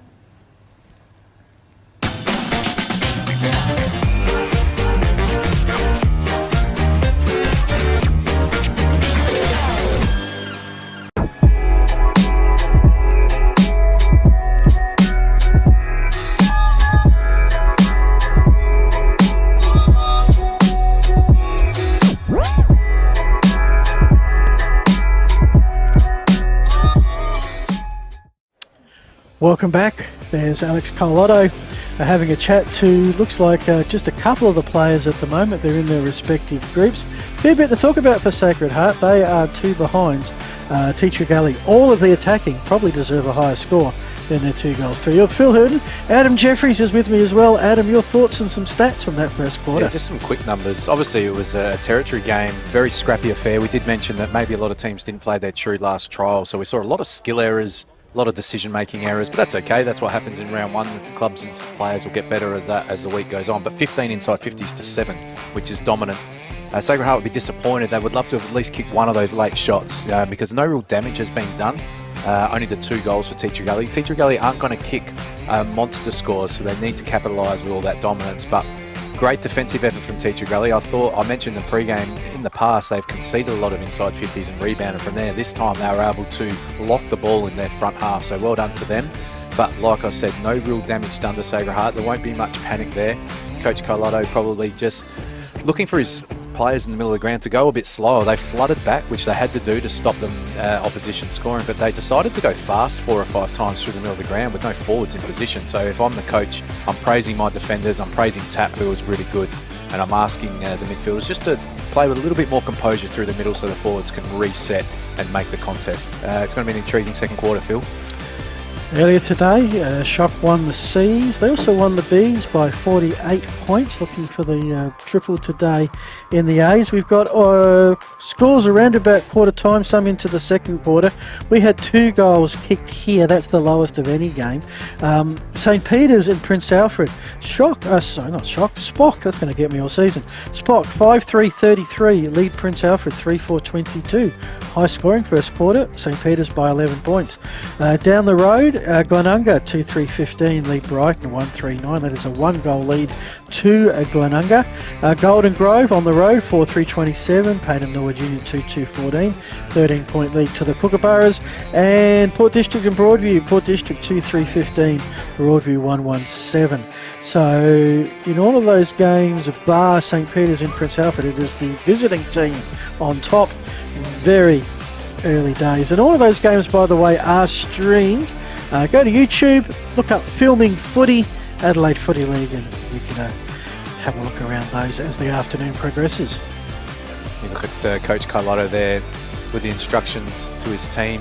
Great eye contact from all the players in really close. They won't panic here. Sacred Heart, like, they know they were outplayed that quarter, but, you know, 13 points down, certainly not panic stations. And perhaps there is a slight little breeze advantage coming this way. We'll just have to wait and see how this quarter unfolds. If I'm Teacher Gully, I'm absolutely wrapped. The only thing I'm disappointed is maybe they didn't kick maybe 4 goals 1, 4 goals 2 that quarter. They thoroughly deserved to. But it's a rusty start, and the scores all around the grounds feel. You're seeing a lot of 2 goals to 1 at quarter time. It's in Division 1, there's a lot of tough pressure and defence that gets played. So when your skills are slightly off, you're going to get some lower scores early in the game. Look for it to get better as we go. Very early days to ask this, but I will anyway. Player of the day, thanks to a player of the best players. Oh, early players. standouts. Obviously, I love Penny's start and Latham for mine. Yep. He was super dangerous. Not just the 2 goals, but I think he had another shot or 2 that missed as well. So Latham was certainly dominant, along with the ruckman Penny, and then plenty of their players getting midfield possessions and pumping the ball inside 50. I reckon that's the Tea Tree Gully B grade. That's the recovery session on the hill there. You can see the scoreboard in the corner too, by the way. Lights up very nicely. The Hans Sportal scoreboard showing Sacred Heart 2 behind, Tea Tree Gully 2, 3-15. We are ready to go. Siren's gone. Here comes your second quarter. This time it is Sacred Heart kicking towards us and Tea Tree Gully kicking to the southern end. And from the middle there, I think it's the 2 10s in White and Rankin emerging from the bottom of that pack. And we'll go again. Umpire cleverly having the cap today because the sun is definitely out. Little grubber kick from Karish puts it into some space, trying to get a lobby to run onto it, but he's got 2 Tea Tree Gully players, one of which is going to get the free. And yeah, that free kick out continues to mount. Tyson Breeden out to, I think that's Martin. No, it wasn't. Can't be Martin. Gullies are trying to move it forward, but shocker there in numbers. They get the ball. Now it's their turn. It's an inside 50 as Adam gets the pen out and marks it down. They're going into the pocket. Gullies have him corralled for the moment. Kick around the body, though, is touched on the line. So another score for Sacred Heart, but just their third behind. They now trail by straight 2 goals. We're right on that goal line, and it was touched, and that goal umpire magnificently just signalled it perfectly. I wish our AFL counterparts would do the same. Yeah, so from my extensive under 10 goal umpiring career back in the day, it's all about positioning, I believe, goal umpiring, Adam. But back to the game on the field, and Sacred Heart, it's good that they're getting some inside 50s. Now they're coming down this end. So hot footy about 55 metres out, and all I'm seeing is bodies being thrown or self-thrown into battle. And in the end, umpire says, all right, you've had your fun, give me the ball. I do detect a little intensity lift here from Sacred Heart. I know it hasn't come on the scoreboard, but their intensity around that stoppage was pretty fierce. You certainly noticed Tea Tree Gully's intensity at the start with all those early inside 50s. Penny with the tap, the kick, and free kick going the way of Tyler West. Here's a chance to assess things. From the centre wing towards the 50-metre arc. Time to get the binoculars going. That's tap again with an intercept mark. Yeah. That's becoming a bit of an issue for Tea Tree Gully. They need to bring the ball to ground against him. He's becoming a bit of a brick wall. Well, both their goals so far have come from Latham, who's, not going to win any height battles with anybody. So Gullies are trying to get some numbers together here to move it forward. That's Noah Hyde, one of the later inclusions. I think it's Noah Hyde who didn't have a number on Play HQ. Kick towards the forward 50. I like the fact that, to me, that's the place to put it. No point going around the boundary lines here. But there is no open space at the moment. The umpire is letting it all go. So you can win it out, and it's Sacred Heart. Now, with all those players around there, it should open up. Sanderson has it on the eastern wing. He's got Kakuro, who leads well and works his way around Verrill to take the mark. He's just outside 50, under the shade of the Moreton Bay Figs. Goes to the hot spot, 25 metres out. They fly. Hartshorn can't take the mark. Someone almost had their head detached. it will be a really good chance for Tom McDermott to give Shock their first goal of 2024. Yeah, just kicked the ball to a dangerous spot and got the contest in the allowed intercept mark. And when the ball's on the ground inside 50 in local football, just get your head over it and something like that might happen. That was the right decision. Good start to this quarter for Sacred Heart if he puts this through. So we'll see if that blow shaken, not stirred. This is a very interesting tactic. And he missed. Well, Jordan Personos, I'm not sure if you saw the man on the mark, basically had his back and just turned at the last minute. It put me off. It put McDermott off. And right now, Sacred Heart are 4 behind. So we've got 2 goals, 7 kicked on a beautiful day with a breeze. But, yeah, you would think maybe better goal kicking, especially from that distance. Of course, that breeze to the... Well, actually, he missed to the near side. That was a shank. That was a shank. That was just a bad ball drop, nothing to do with the breeze. A little bit of afterplay. Tyler West wants to get on with it. He's got a target up forward. Okay. That's Roden Rocker, one of the new players for Tea Gully towards the half-forward flank. They've got some numbers here. They've got in the pocket Cody Tape. He's managed to... No, he has snuck it in for a behind. Good transition there from Teacher Gully. They look dangerous when the ball gets over the back. Like I said, they don't have the big crunching tool forward, do they? So they need the ball on the ground and quick movement, and they look dangerous on that occasion. So we've had a behind fest so far this quarter. 5 minutes. And I guess now in theory, Sacred Heart have the scoring end. That any time without scoring suits Teacher Gully. They've got the lead. 2-on-1 contest for Sacred Heart here if they could keep it in, which they couldn't. Throw in. 5.5 minutes gone. Hans Sportal scoreboard. Teacher Gully 2-4-16. Oh, there. Well done. There's your Hans Sportal scoreboard. Read it yourself. Except it says 2-3-15. We've got 2-4-16. I'm back in Hugo, our producer. New Year's resolution. Back Hugo more this year. We'll find out at quarter time. At halftime, sorry. Because it was 2-3 at the break, and that was definitely a behind. Yes. That was kicked. Yeah, okay. So Carlotto's got it. He is on the eastern wing. Sacred Heart's turn now to put some pressure on and get some repeat entries. To bottle it up, which Teacher Gully did very well for about 15 minutes of that first quarter. Good smother from the Gullies. A lovely 1%er. It is K Lotto that's down after that big fly. I think he hit the ground pretty hard. But he's all right. He's up, big fella. And back straight into the ruck. It's what you want after a heavy fall, isn't it? A ruck contest. Yeah, well, if nothing else, it's distracting. That was James White, by the way, with that smother. Always like recognising the 1%ers when I work out who the player is. At ground level, it's Machado trying to keep possession, and it will be a throw-in. Not too far away from the coffee van here that they've brought in here. Got to sample a Kransky. Very important when you come to commentate at these grounds that you patronise the various foods. Kransky here, top marks. Pretty much a kick without much purpose at the moment. But there was some Gullies with some... Gullies had some numbers. Noah Hyde with the clearing kick. Here's some more blue. Perfect got the ball, tried to headbutt Asbury. Ball spills free. And holding the ball is the call. So Sacred Heart starting to get their share of frees, and certainly they're inside 50s. What have you got the tally for this quarter? 5-2 so far this quarter, but yet to score a goal. Sacred Heart look to go to the hot spot and let their tools go to work here. That's exactly what's happening here. We know they're good when they can get in the air. No one could take the mark. A desperate kick out by the Gullies, and they've got a teammate there. Should be a chance to settle down. Quick hand pass out to White. Puts them under a bit of pressure. Good to work out of it. Ends up with Tyler Martin. High kick. Not sure if that's the best way to approach things at that end. And spills out of bounds. We've spoken about it a few times, Phil. With that, they were very lucky with that exit kick. It was marked by Teacher Gully in the corridor. But playing on quickly when your forwards aren't set actually doesn't do anything for your team. You've actually just got to take 5 or 6 seconds, a deep breath, let your forwards get back in position, and then attack from there.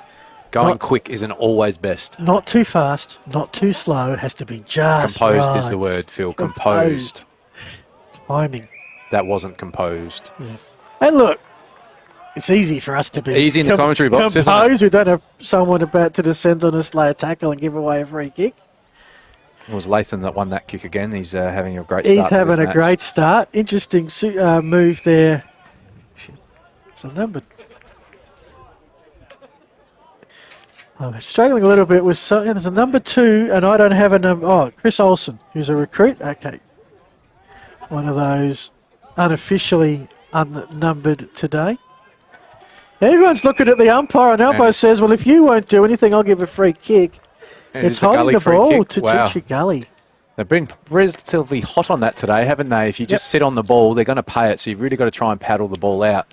But this is just a game for field position so far, isn't it, Phil? Just get the ball inside 50, build a wall, lock it in, nothing fancy. Asprey with the shot for goal, who's a usual defender in years gone by. See how his kick for goal is. That's going to swing in. Yeah, that is perfectly done. Let me give everybody out there the tip. You're kicking to the goal down the southern end, aim for the right goal post and watch it swing on back. And Teacher Gully have their the first for the season to Asprey. And with that, they have the biggest lead of the game. Sportal scoreboard, 2-4-16 to Teacher Gully. Shock, still waiting for their first major. We are 9 minutes into the second quarter. That's a huge goal, Phil, getting their third on the board. There's a little bit of this is going to be a low-scoring affair, isn't it? It's not going to be 15 goals, 100 points that wins this game. So a 3-goal lead early to Teacher Gully is a great reward for the way they've played thus far. Which you mentioned before, last year Sacred Heart was noted for its defence and keeping scores low and doing enough to win. So it's almost being played.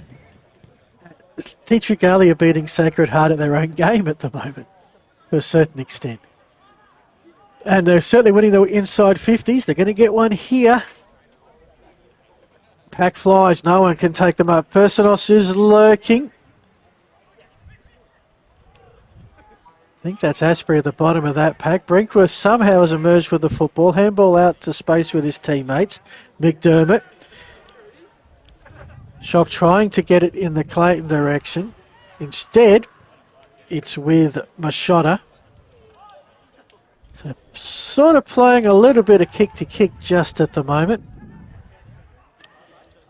They'll try again. There is a Teacher Gully player down inside 50 behind the play. We'll keep an eye on that, Phil. Might be Latham, which let's hope not, because Teacher Gully cannot afford to lose. Yeah, well, he is there, 2 of their 3 goals. I think he's got winded or a rib from that marking contest, just hasn't been able to move. So hopefully that he can just brush it off and get back moving. But a little bit of a concern here, he hasn't moved. Jordan Personos off the half-back flank. That kick, absolute. It's like someone put a bit of lead at the end of the football. Simmons and Hartshorn. Simmons, the snap around the body, will lob 25 metres out. White with the big thump. Rankin lays a tackle. Trying to get out of there with the ball was Cohen. I think he's got a second time. High kick will land in the goal square. Carlotta had it. Gets the hand pass out. Here's your snap. Is that the goal? No, it's not. Lobby has missed everything from 15 metres out. It's been an almost day for Carlotta, hasn't it? Missed the shot for goal. He looked like for me clunked it, but just got spoiled at the last second. Yeah. And good news is behind the players, Brodie Latham is up and moving. Excellent. Teacher Gully trying to get the clearing kick out to Zach McKay's. Another number 3, Ryan Werfel, came in to spoil the show. I think Latham was just really badly winded and just needed a couple of minutes to get back up and about. Recover. Not a good feeling when that happens, but good that he's back. No, you really don't appreciate the ability to breathe until you're not able to. Shouldn't laugh about that, should No, we? we But yeah, shouldn't. it's not a good We're feeling. only laughing because he's back and well. We wouldn't laugh if he wasn't. Umpire's found a free. Great tackle there in close. Tyler Martin, who's been busy today. And if I was Teacher Gully, I'd take a breath. Pardon the pun, just at a moment. Settle things down a bit. Sacred Heart are trying. It's been a better quarter for them, but they've been unable to convert anything of substance on the scoreboard. 18-point lead to the Gullies. This is smart play here. We talked about composed ball movement, Phil. Going fast isn't always best. Don't mind this. Get some numbers forward. Make sure Tap can't intercept it. So it's a 13-point quarter time lead. Teacher Gully have increased it by 5, and they're going forward again in the Nets pocket, but another mark to the shock defender who's not Tap. And they'll just work it out. So the pace just settling down a little bit as we head towards the midway stage of the second quarter. Brinkworth's marked it. Bit hard to get a bit of depth perception how far out from goals they are. That's a centering kick at defensive 50. Here's a wide open Tap. Got a runner if he looks up. He has now. Here comes the kick. Over the head of Ned Brooks. Suddenly there's a couple of Gully's defenders. Here's the run interference. They tackle Brooks. Opportunity lost. Here come the shock forwards now to bottle it in. As Tate decided to take off with it. Shock's saying, well, if he wants to go and we tackle him, is that not holding the ball? I thought that was good umpiring. That was real hot. Best to ball that up.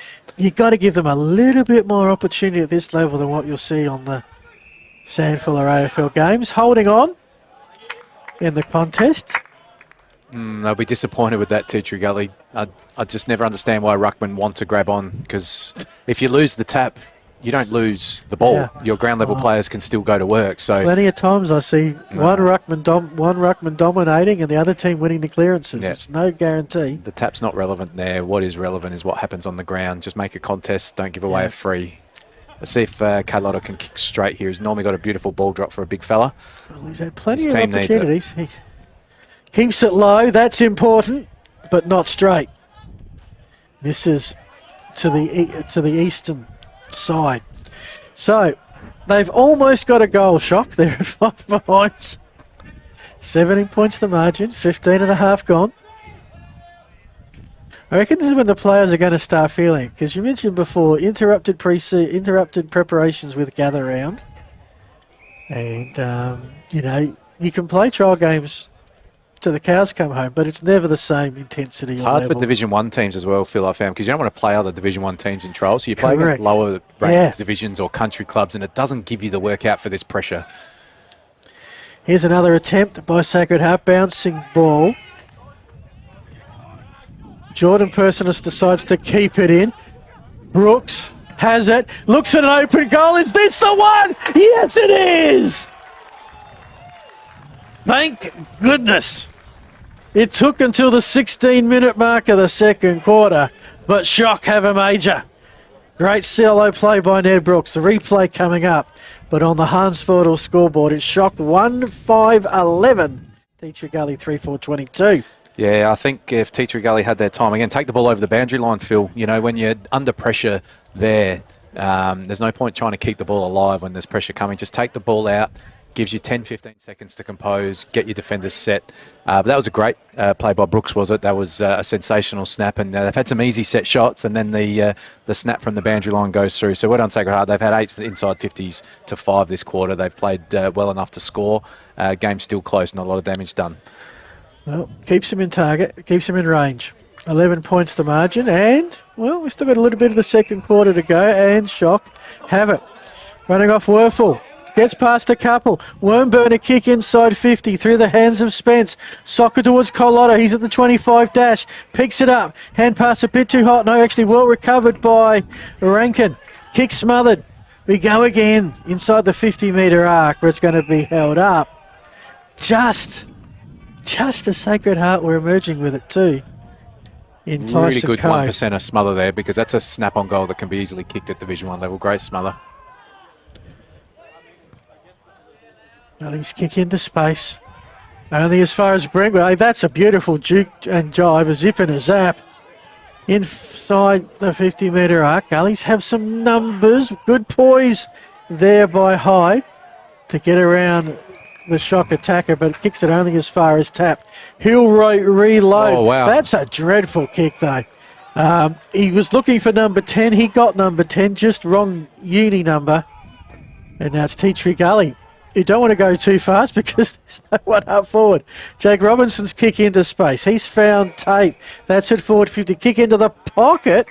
Now, this is going to be a fascinating kick for mine because you're kicking sort of 90 degrees almost into the breeze. Did you note the Teacher Gully counter-attack there, Phil? Composed ball movement. Yep. Back, not panicking, not handballing. A lot of teams like Not to too handball fast, and play not too on. slow. You're better off going back and kick. As soon as you handball, you invite pressure. When you're behind the mark with a kick, the opposition can't get at you. So I really like what they did there.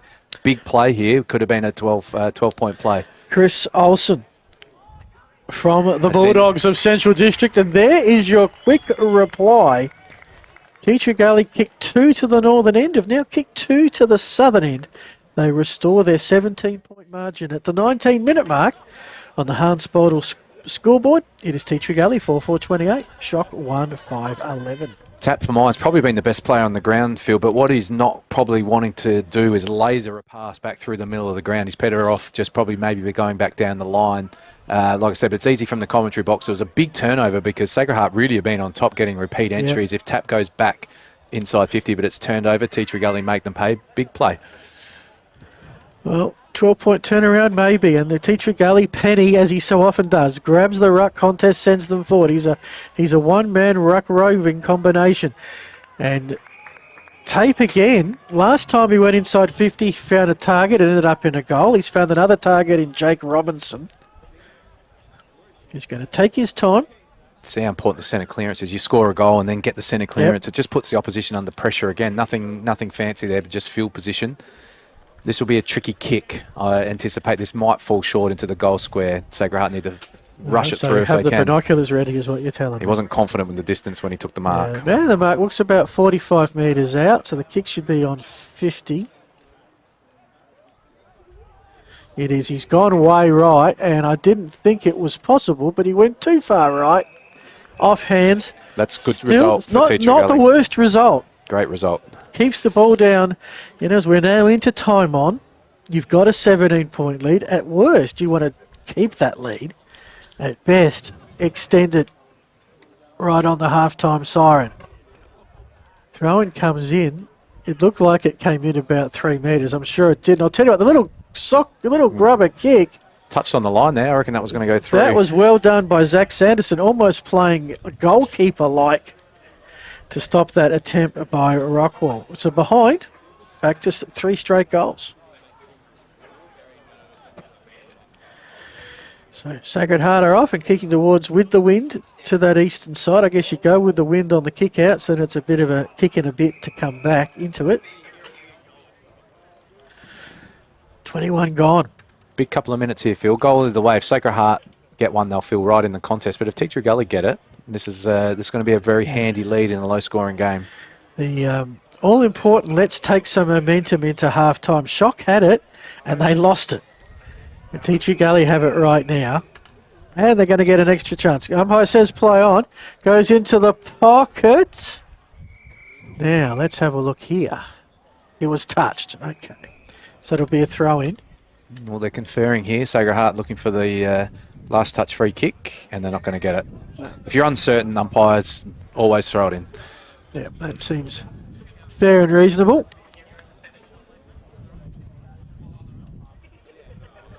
So there's a tap to the forward. That was by West.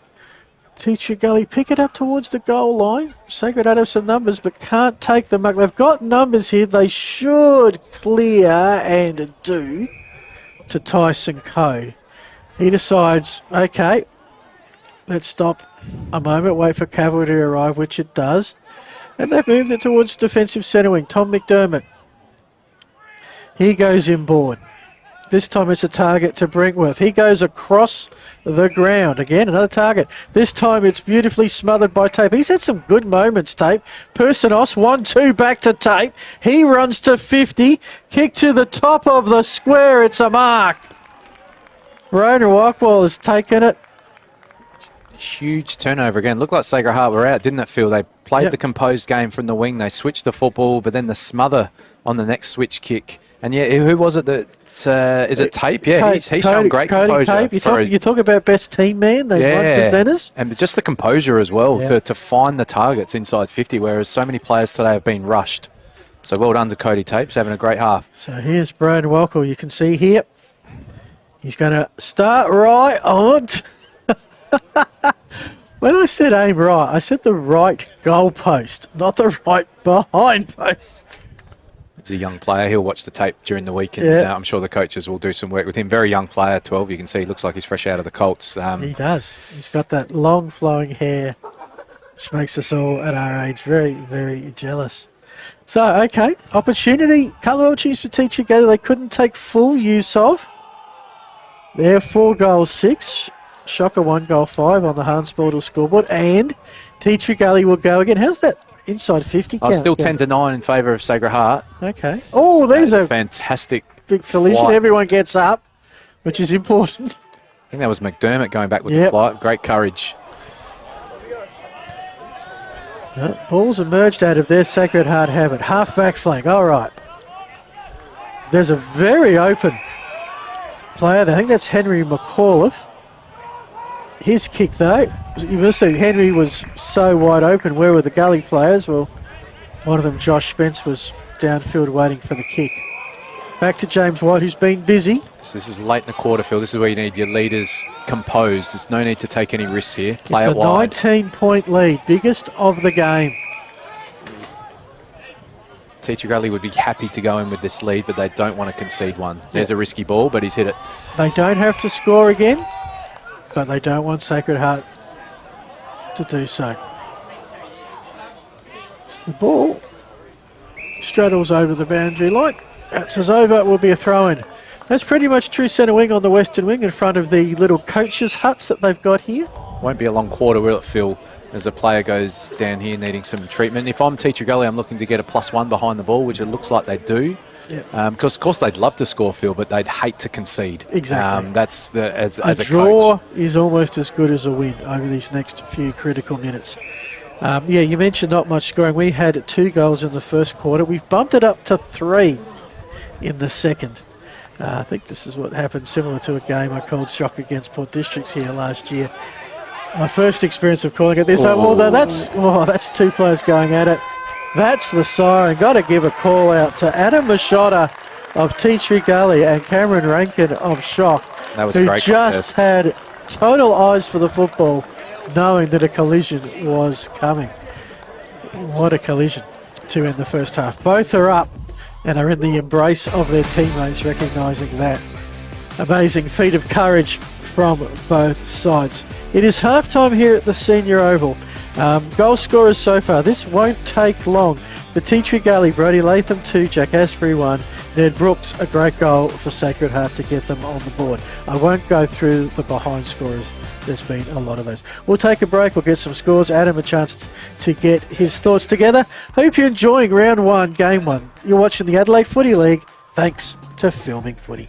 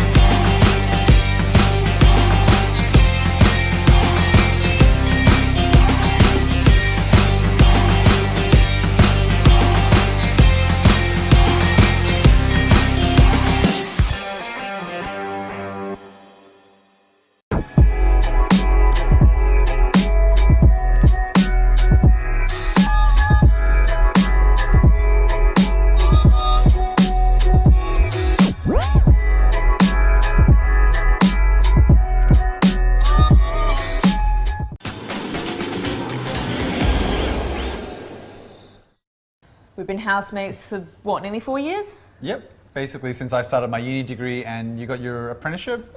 It's been really good. Like, it's the little things, you know? Like, one of us is always around to house it when the other goes on holiday. And one of us is always ready to help the other out of jam. I don't know. Yeah, happen again. It's usually me. My HEC stat doesn't leave a lot of room for holidays or working transportation or food. But it's worth all the debt, right? No. But what about your debt? Debt isn't a problem for me. I get paid to learn.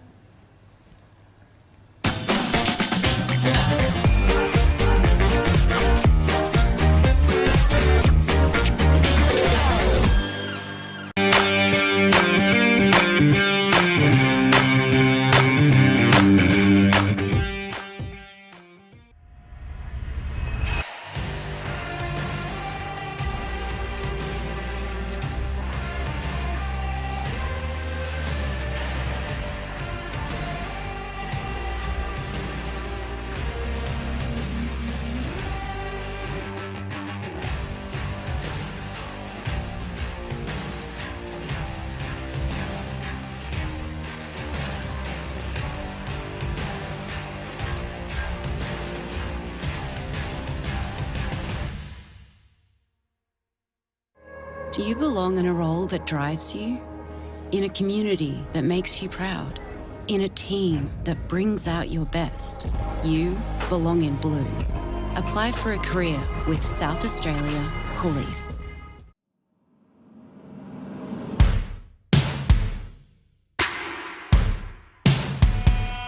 And Crone takes the lead in the Coolmore. Crone draws clean out from Mizzy.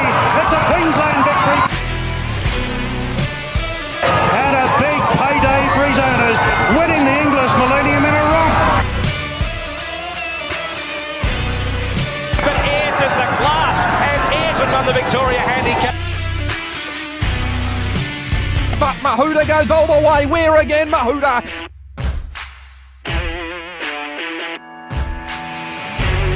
Taliqua, too classy for them. The Blue Star flashing beats them all. A Blue Star gets up the win. But it's all Globe, 100 metres to go. It's 6 lengths in front. This is an outstanding performance again. And Globe eased down, won the King's Coronation Cup in a canter.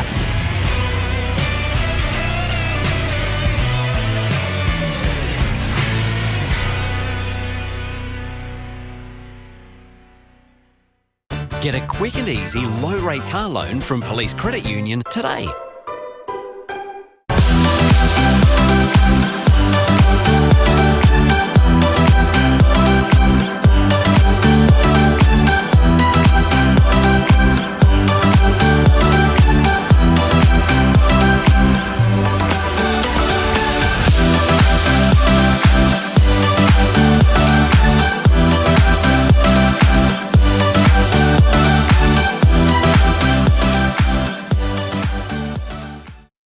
News, teaming up with the Adelaide Footy League. Tom Wren on the ground at your club for Thursday Night Live, strengthening communities through footy.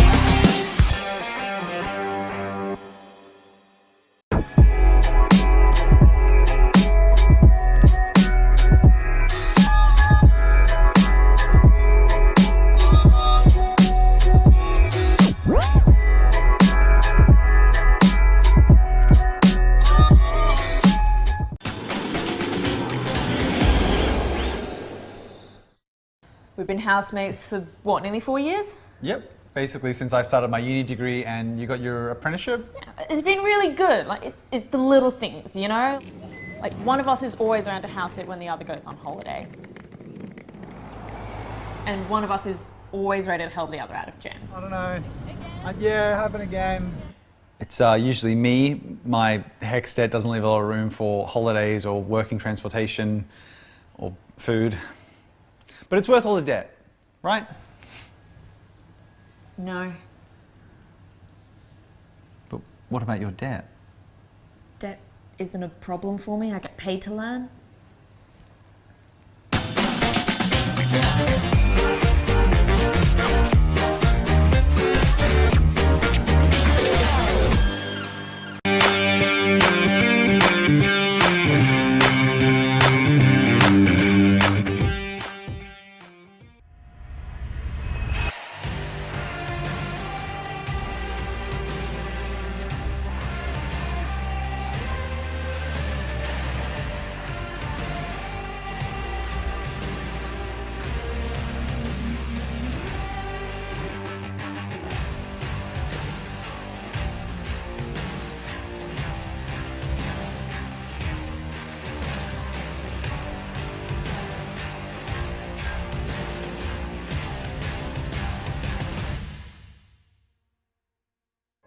Do you belong in a role that drives you?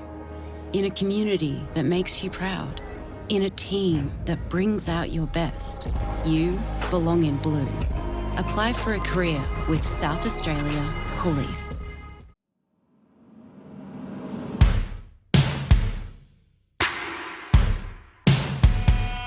And Crone takes the lead in the Gilmore. Crone draws clean out from Mizzy. It's a Queensland victory. And a big payday for his owners, winning the English Millennium in a romp. But Ayrton the class, and Ayrton won the Victoria Handicap. But Mahuda goes all the way. Where again, Mahuda?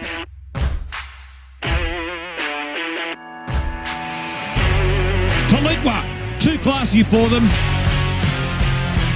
The Blue Star flashing beats them all. A Blue Star gets up the win. But it's all Globe, 100 metres to go. It's 6 lengths in front. This is an outstanding performance again. And Globe eased down, won the King's Coronation Cup in a canter.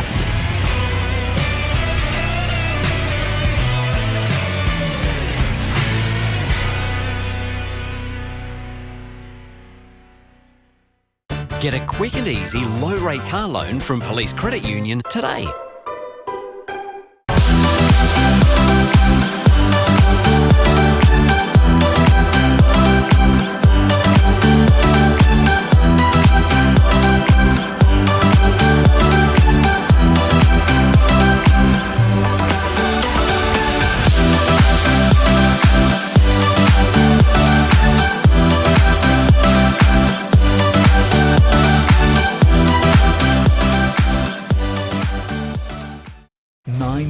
Teaming up with the Adelaide Footy League. Tom Wren on the ground at your club for Thursday Night Live, strengthening communities through footy.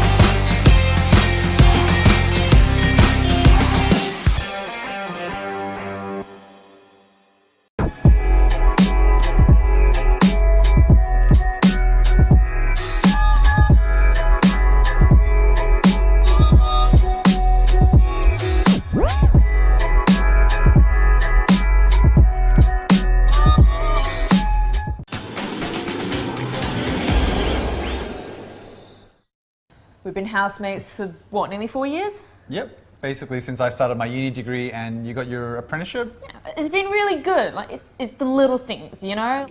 Like, one of us is always around to house it when the other goes on holiday. And one of us is always ready to help the other out of jam. I don't know. Yeah, happen again. It's usually me. My HECS debt doesn't leave a lot of room for holidays or working transportation or food. But it's worth all the debt, right? No. But what about your debt? Debt isn't a problem for me. I get paid to learn.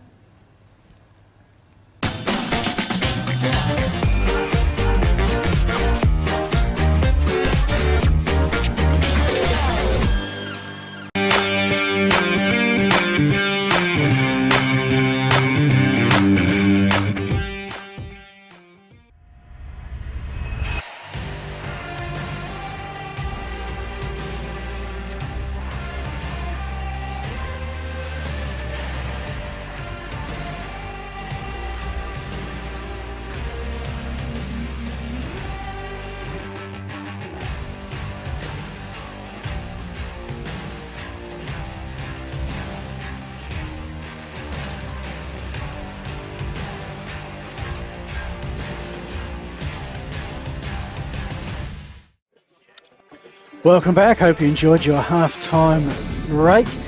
Teams are back on the field. We're not too far away from the start of the third quarter here. It is the visitors, Tea Tree Gully, 4-6-30, leading Sacred Heart Old Collegians 1-5-15. It was 13 points at quarter time and 19 at the main break.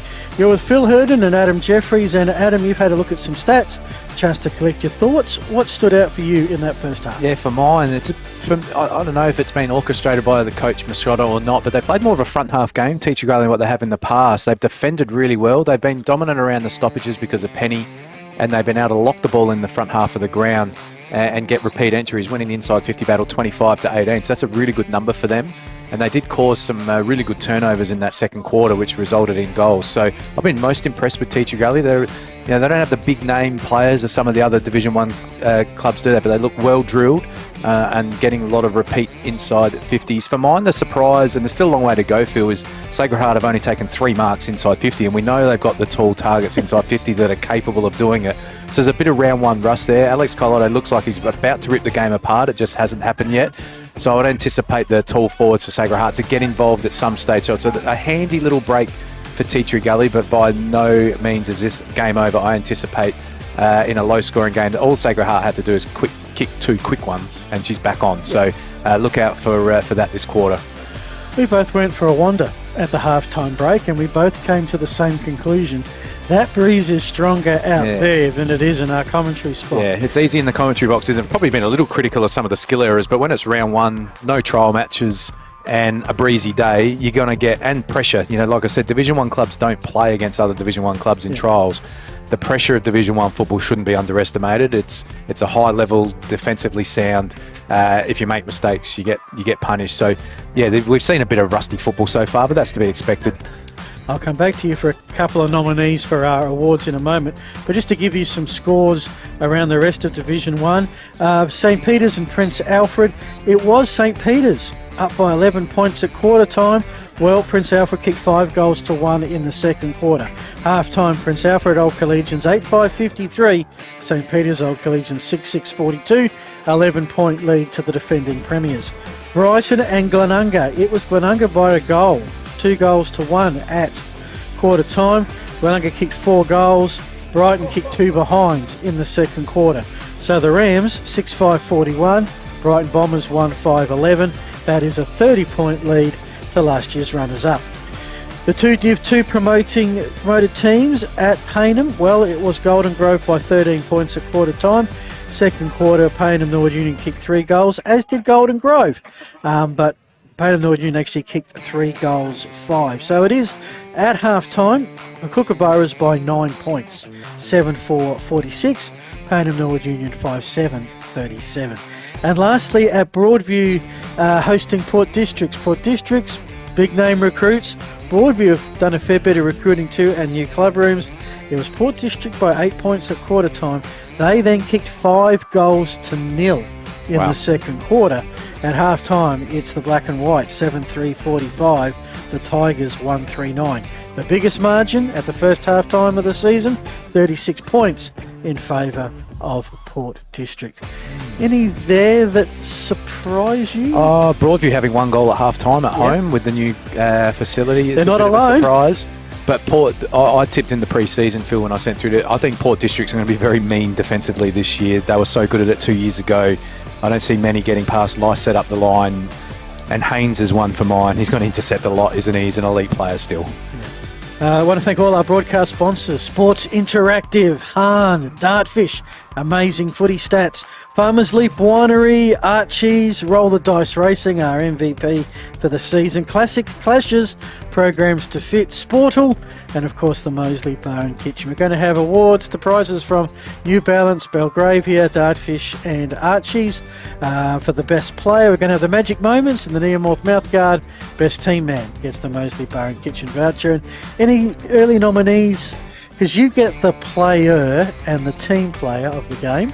I probably got Ned Brooks' goal for Sacred Heart and Brodie Latham's Packereed goal for Teacher Gully as my magic moments. The highlight of the first half was Penny down to Latham for the goal. That was champagne football and a half of football. There wasn't a lot of highlights.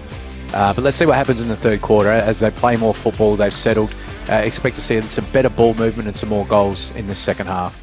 Well, both teams had their share of play.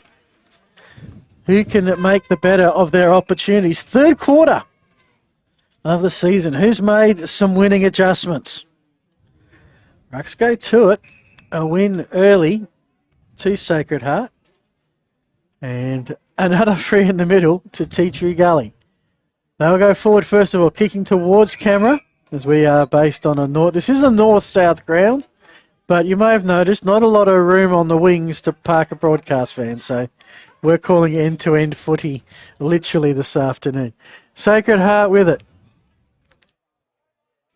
And it's bumbling ball by the boundary line.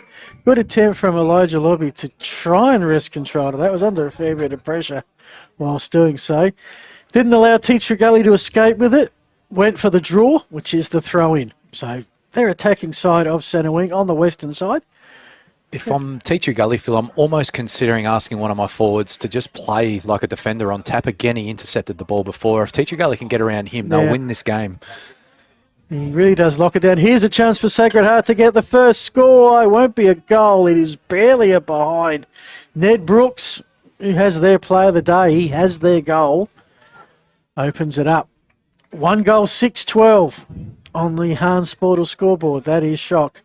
Teacher Gully 4-6-30, margin back to an even 3 goals. So opening 90 seconds. One behind to Sacred Heart. Long kick out. You can certainly see the distance you can get going out east. With Good the little kick wrestle out. happening here between Tyler Martin and it is, and it's still going on. I told you Sando loves an ear massage. There's a set play on that kick out. Penny was on one side, and Tyler Martin's a really good mark for his size. And I thought it was good umpiring because both players were wrestling. But what have we got now? We've got a free kick. Yeah, we'll go the way of Sacred Heart, and Tom McDermott, I think that is with the ball. Inside 50, repelled very quickly. Has have a lot of shocks inside 50s. The kick by McKay is intercepted. It's going to be another, might be 25 here. Yes, it is. Not smart, That's that just, play. Gee, you don't normally see these kind of ill-disciplined free kicks straight after a half-time break. Yeah, I'm not really sure what he was thinking there. Maybe he thought he was playing on, but yeah, not the smartest play there. In which case, why didn't you tackle him rather than push him? But anyway. Tom McDermott, despite the missed shot for goal in the second quarter, we've called his name a fair bit, haven't we, Phil? He's been a good ball gatherer for Sacred Heart today, and he's found Kakuro in the pocket, who's capable from here. He's got to deal with... He's got one spectator and a rubbish bin to deal with in that pocket. He's got to aim right, go left, and again, the breezer's taken that. 1-7. He thought that was a goal. He was a bit upset. He thought it was over the post. He thought he had nailed it magnificently. So Sacred Heart doing this. This is something we haven't seen too much of, Adam. There's a lot of ball held up at the southern end. Sacred Heart, that's 4 inside 50s in a row I've got. One of those repelled straight away. Now they've got a chance here. Some open space. It opens up. The ball sits. How's that for a tackle? Oh, my goodness. Umpire says play on. I got to give a shout out, though, to Brandon Smith. He ran down that Gully's player. Not rewarded, and maybe the ball did get away. Maybe it was a thought he needed away. I don't think he got a kick away. Yeah. And I guess sometimes you've got to give someone the better there. There's that Tom again. McDermott, in the play.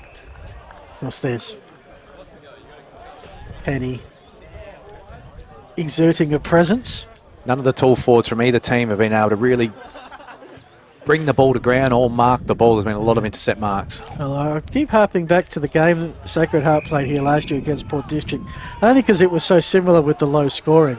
And Sacred Heart really didn't break it open to the final quarter when they were kicking down to this end, and Carlotta was a really key target. Kerish has gone for a run. He's found a target. Now they're a chance here. This is Carlotta. He's at the attacking edge of the centre square. He's got someone to kick to. But in the end, a free kick given away will be Jordan Personal. So made good position, held his ground. It was the right decision from the umpire. I wasn't looking at the footy going back with the flight. That's it. You can spoil, but you can't disrupt to that effect. There's our man, McDermott again. He's had 5 or 6 disposals already in this third quarter. He's getting busy. Looks like Jared Polek from a distance. Fair call. Former Eagle, Seaton Rambler, and North Melbourne, Port Adelaide. Have I missed anybody? We've got a free kick here, I believe.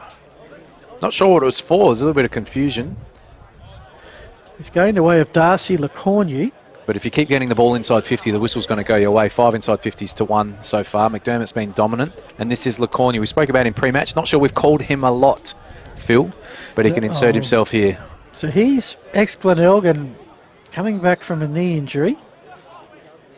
Won't take me long to pick him up because he's got the blonde hair and the bob at the back. Traditional black shoes. Can Shock get the first goal of the half? Can they get a second? No, they can't. And they're doing what I thought was impossible. That is, they're missing a couple to the far side. On screen, you wouldn't be able to see, but as we did mention, it is windy out there. We are close to the ocean. It's round 1, and we're certainly getting a few wonky ball drops here, Phil. Yeah, not sure we get a tree shot, but they're blowing around a fair bit this afternoon. Not sure if our producer's up to requests in round 1. Every man, woman and their dog is here at Sacred Heart this afternoon. Tate with the intercept. Can't really say this has been a game of pinpoint precision passing today. No, it was the right option, just a skill execution again. Tate did the right thing there. They're not letting the ball go. McDermott again with the football. He's getting a bit of leather poisoning in the first 6.5 minutes of this third quarter. Creates a contest at the 50-metre arc. Rankin on the boundary as his kick smothered will be a throw-in. It's quite a crazy player, Rankin, isn't he? He's gone back with the flight a couple of times. No fear. That dog got very excited. It saw a football come its way and thought it was playtime. Strong leash, thankfully kept him at bay. Or her, who knows. Here comes your throw-in. At the back. Martin gets the hand pass away. We're at the edge of the centre square. That's where we'll have another stoppage. So we've gone 7 minutes. It hasn't turned into a goal fest yet, Adam Jeffries. No, I thought it might open up a little bit. Still a lot of pressure out there, though, and the breeze playing its part. We've had 3 behinds kicked in this quarter so far.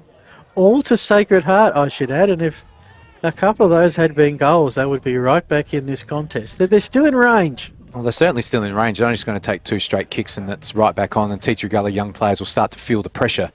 So Sacred Heart just need to keep at it, keep getting the ball inside. Brad Noble, a kick in hope, finds a target. It's not McDermott this time, it's Tyson Coe. Into the pocket. He's played on. Kukuro again, I think, this time. Oh, thank goodness. You always feel a sense of relief. And that was just weight of numbers. And Tristan Kukuro gets his first goal of the season. Sacred Heart will be hoping there's going to be many more from their forward ace. Yeah, he didn't want to take the set shot, did he? I think it's tricky taking the set shot from that end. Normally, Tristan Kukuro is quite a handy set shot for goal from inside 35, 40 metres.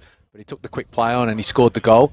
Big one for Sacred Heart. It's a 10-point game and Teacher Gully have been dominant. But Sacred Heart have been on them this quarter, 6 inside 50s to 1. Just haven't been able to put it on the scoreboard. So they're starting to get a lot of repeat entries, a lot of pressure, and then finally they've found the mark. So big centre bounce here. Yeah, game is very important. They got that first goal of the second half. It's still a double-digit game, but only 10 points, and Teacher Gully haven't been forward of centre for some time. They're working around the half-back flank at the moment. That was McKay to Machota to Martin. Good mark. And now taken by Noah Hyde.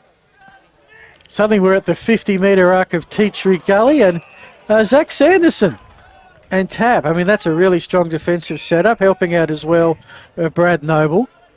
And Sacred Heart, that's, I'm going to say we weren't seeing pinpoint precision kicking. Suddenly it's in vogue. Carlotto's kick, hey, that's about 5 possessions in a row. Kick to mark, kick to mark. Suddenly now Shocks inside forward 50, and there's a clunk. Probably the best passage of play. Coast-to-coast play. Yeah, great passage of play. Great inset mark from Sanderson, back and switched the football, and the whole open side was there, and they hit some targets. We've been waiting for Sacred Heart to do this because they are a good foot skill team, Phil. Last year we saw them hit many targets, short and long, but this year haven't. This is Tyson Coe. Haven't got a full grip on the number. I mean, those boots, oh my goodness. His kick. You can see the trouble having a set shot at that end, but that was a great passage of play from first time the ball's gone from defensive 50 to shot on goal for either team so far today. They took 3 marks inside 50 for the first half, already 3 in this third quarter, Phil, Sacred Heart. So looking very dangerous. Oh, look, if they could find their goal-kicking radar, this would almost be an even contest. Just need to keep composed here, Teacher Gully, though. They're a young team. If Sacred Heart get in the role, they may panic a little bit, but this is good. Composed possession. James White's kick, not quite as composed. It's ruled a mark. Colotto, certainly his mark stats would be very impressive. Too far out to score on this occasion. Long kick to the top of the square, off some hands. It ends up with Jordan Personos, who thought about conceding the behind, thought better of it, and it's paid off because one of his teammates has taken the mark. In front of the renovated house on the other side of the street there. They'll go across goals to where the wind is blowing. It sets a little bit of a task for Verrill. He's up to it, and now we're going back again. Okay. This is one of the Damon Pitt with the ball. First time I've called him, one of the newer players for Gullies.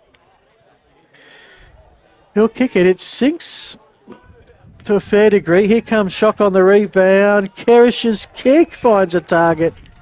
And gee, Teacher Gully took the scenic route. They went east, they went west, they went east, they went west again. Sacred Heart went north-south, and in one possession they've got a shot on goal with Ryan Werfel. Yeah, they might have to rethink their exit strategy. I know it's nice to maintain possession of the ball, but the idea is to get the ball out. So I'd be looking at Blake Penny on the wing, get some numbers and crummers around him, and just get some field position. 9 inside 50s to 2, Phil. Okay, this has started right. It's coming back. It's coming back, and it didn't make the distance. It's still in play. Let down again. Umpires found a free and all of that, and it's going to go the way of Tap. Long way from home. It's been very good all day, Tap, hasn't he? It's a very crowded forward 50 arc at the moment. There is no one this side of centre square. Gullies have some numbers. They found some space. A lot of ball in that cricket net area for a while, and now they've got a chance here. Brody Latham. It's a great kick. Too far to kick him. He's found Personos. Personos knows how to kick him from here, and he hits the bottom of the post. Oh, my. It was exciting play, though, wasn't it, Phil, from end to end? Yeah, and that would have been a real momentum stopper. Shocked so much of the ball. Teacher Gully 1 inside 50 and a goal. They got out of jail there. You let Peter Personos loose with the ball inside 50, and you're usually heading back to the centre pretty shortly thereafter. Good battle there. Like the work of Zach McKay to keep the ball in the 50-metre arc. Outnumbered, but not outgunned. It's going to come down to those moments, isn't it? A low-scoring Amherst, a little 12-point swing, a goal you should kick, and it rebounds the other way. A poster there. Yeah. Even just those little 1%ers to keep the ball at your end. And now Teacher Gully need to get some field position, get some repeat entries, give their defenders a spell. Well, Teacher Gully, I think the end they're kicking to now, the clubhouse end, the gym end, northern end is the goal scorer. The breeze is coming a little bit this way as well as across. Seems to have been where most of the play has been, except for the first 15 minutes of this quarter. So they have the ball, they have the breeze. Sacred Heart coming back with it. If they could stay within range, who knows? Hartshorn struggled to get to the contest on that occasion, and he's given away a free. Just a little sneaky head higher over the ball. So Zach McKay will interrupt the ladies there having a chatter. Sorry, ladies. Just out the way for a sec. He doesn't need to shoot on goal here. He needs to get the ball to a dangerous spot out the front of the goal square. That's a perfect place to put it. Actually, may have been a little bit, I was about to say, just far enough outside of goals, but they're not to be. They won't mind a repeat stoppage, though, Phil. Just keeps pressure on. Yeah. Get in low, look for a free kick. Sanderson doesn't have an opponent. He's what's playing, I believe it's a new thing, the goalkeeper role to stop those little grubber kicks sneaking through. Yeah, there's enough players around the ball. It's good to have one back there. Despite being one short, in theory, I'm trying to work out where the extra gully is, and I reckon it's around the defensive side. So what a lot of teams will do here, Phil, is you want to win the stoppage if you can, but your best way to score is to turn the ball over from the opposition, hat kicking back into your numbers, and then you can go back inside. So you're not as much worried about the stoppage. You're looking at having a couple of spares off this stoppage to pump the ball back in. Yeah. Set a trap of sorts. Yes. I'll give you the first kick, but then I'll make you pay for kicking it to me. Some clubs do that really well. They'll almost concede the stoppage because they know they'll win the ball. Players with time and space who can kick the ball rather than a hat kick around numbers. 15 and a half gone. Tea Tree Gully by 11 points. Something Prince Alfred had been very good at, Phil, last year. He's not worried about the stoppage. They let their ball users win it off the stoppage. And, you know, their counter-attacks would... Yes. If we had stoppage numbers, they'd be down most games, but scoreboard up.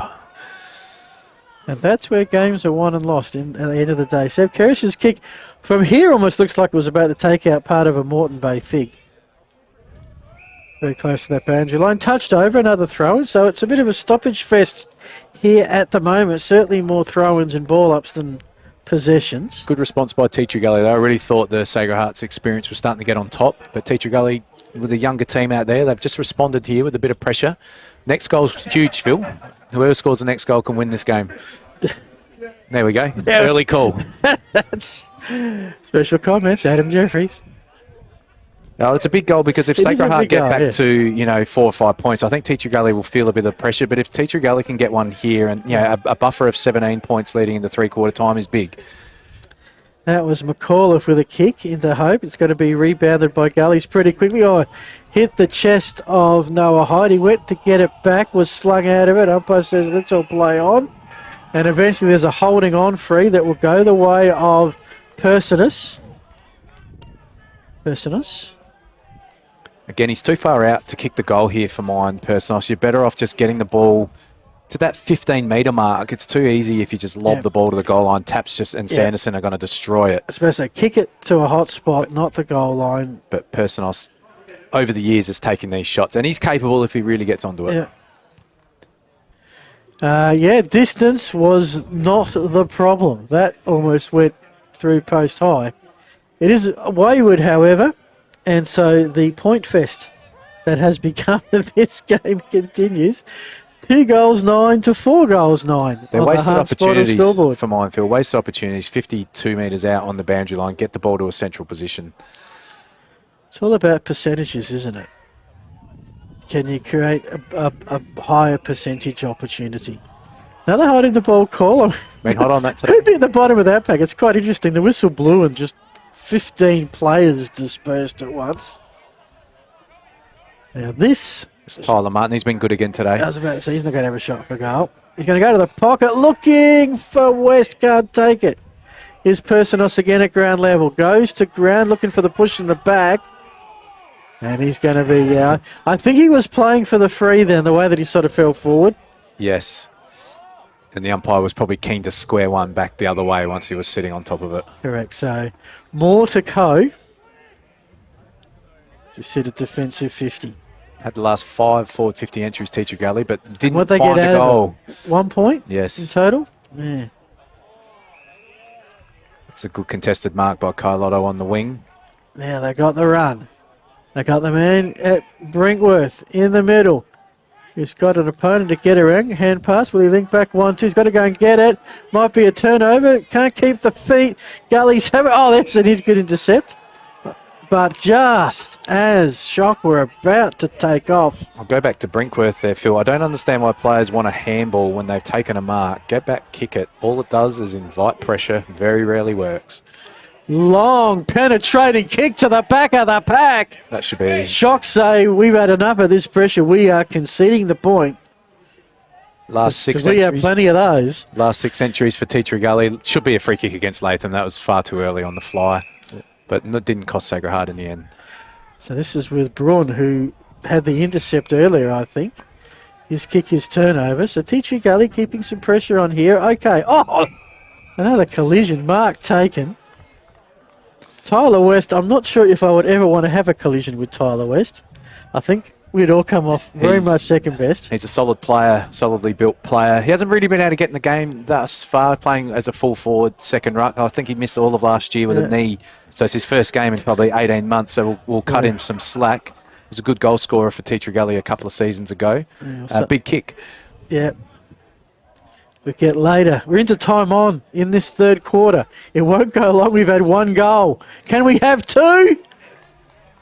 Nah, of course not. Out of bounds on the full. Did not even score. I wonder if someone will set the ball up to the top of the square from that point soon. You have to be a pretty special kick to kick the ball 50 metres from the boundary line on a windy day in local football. I mean, look, it's round 1. Everybody thinks they're going to be premiers this year. Reality sinks in. Maybe for players you think, hey, I can kick that. Be a good coaching tool during the week. If I'm reviewing this as a coach, I'm probably thinking we could get the ball into more dangerous spots and have flying shots from the junction of 50. Yeah. Good pressure again. But what I mean, it's 6 1/2 dozen. They haven't converted opportunities, but they're bottling it in. Remember how much of it was in Sacred Heart's forward 50 for the first 14 minutes of this quarter. This is keeping it away from Sacred Heart scoring, if nothing else. And they have the lead. It's 13 points. So Sacred Heart cannot concede a goal here, Phil, because it won't be a long quarter again, will it? So 21 and a half gone. We have, let me quickly do the sums. Sacred Heart have kicked 1 goal. 4 Teacher Gully have kicked 4 behinds. So a goal to Teacher Gully, 19-point margin will be difficult for Sacred Heart. So a big couple of minutes here. And we're back to where we were at quarter time, which was 13 points. 19 at the half. Man-on-man coverage. There is, pretty much everybody's got an opponent right now. As White tries to get out. Kick partially smothered, goes foot. Some quick hands needed. Was too quick the pass from Martin to Persinos. Latham is always dangerous. Had it and lost it in the goal square. And it will be another stoppage. Persinos lost his footing there. I thought Martin got the good handball and he was going to get the quick snap away, but just lost his footing at the critical time. Was thinking of how he was going to kick the goal before he had the ball, possibly. Mine was willing, but the legs weren't quite up to it. There's an injured player down there. Maybe Persinos has hurt himself when he slipped there, potentially. Might have rolled an ankle. I think he's rolled an ankle when he slipped there, Phil, because he didn't move. And like I said, normally he would grasp that and score, but maybe got his foot caught. And he's a potential loss, because I did note as well, Phil, I forgot to mention, looked like Robinson, number 11 for Gully, didn't reappear. Copped a bit of a head knock in the second quarter. So they may be 2 players down. Need a bencher rider to go and suss out the Teacher Gully bench and who's active at the moment. Persinos is in a bit of pain there. Might not be any magic spray. He doesn't want to come off, which is interesting, because there's someone come on. No, he's still making his way slowly over. But yeah, those ankle injuries, they He's sting. not even going to the interchange bench at the moment. I'd get the magic spray out and get him back out there if I could. Play has resumed for another stoppage. We didn't call time out for too long with that, did we? You can see, thankfully now Well, this is interesting. He's gone off, not through the interchange gates. Does that mean you cannot return, Phil, if you do Well, Heath Hopwood, Central District 2004 Grand Final comes to mind. He is on the outside of that boundary line. It looks like he's given up on his day, potentially personal, which is a bit of a loss. He's the type of guy that can kick a clutch goal. Yeah, there's a pretty forlorn look on that face at the moment. It's a fantastic mark from the kick out by Tap, who for mine's been Sacred Heart's best player. Yep. So Teacher Gully are down at least one player, we think possibly two. And it's going to make the final quarter tough, but they have a 14-point lead and Shock cannot get it forward of centre. So we'll try and keep our eye in two places at once. The kick partially smothered. These turnovers in the middle can be costly. Rankin's got it. Kick is picked up. Tackle straight away, but moving forward. All right, here comes Shock to the kick towards an open player, taking the mark. Here's their chance. Here's their chance to make it as close as it's been for some time. It's a tricky shot for goal, though. He's looking for a short pass. It's the man, Kakuro, who's had plenty of practice kicking goals at this ground. Not sure Teacher Gully wanted the risky ball back into the corridor there, did they, Phil? They wanted to take that lead, get the ball down the line, get it out of bounds. Working their way, hugging that boundary. He's gone right. It swung back left. Does it have the distance? Yes, it does!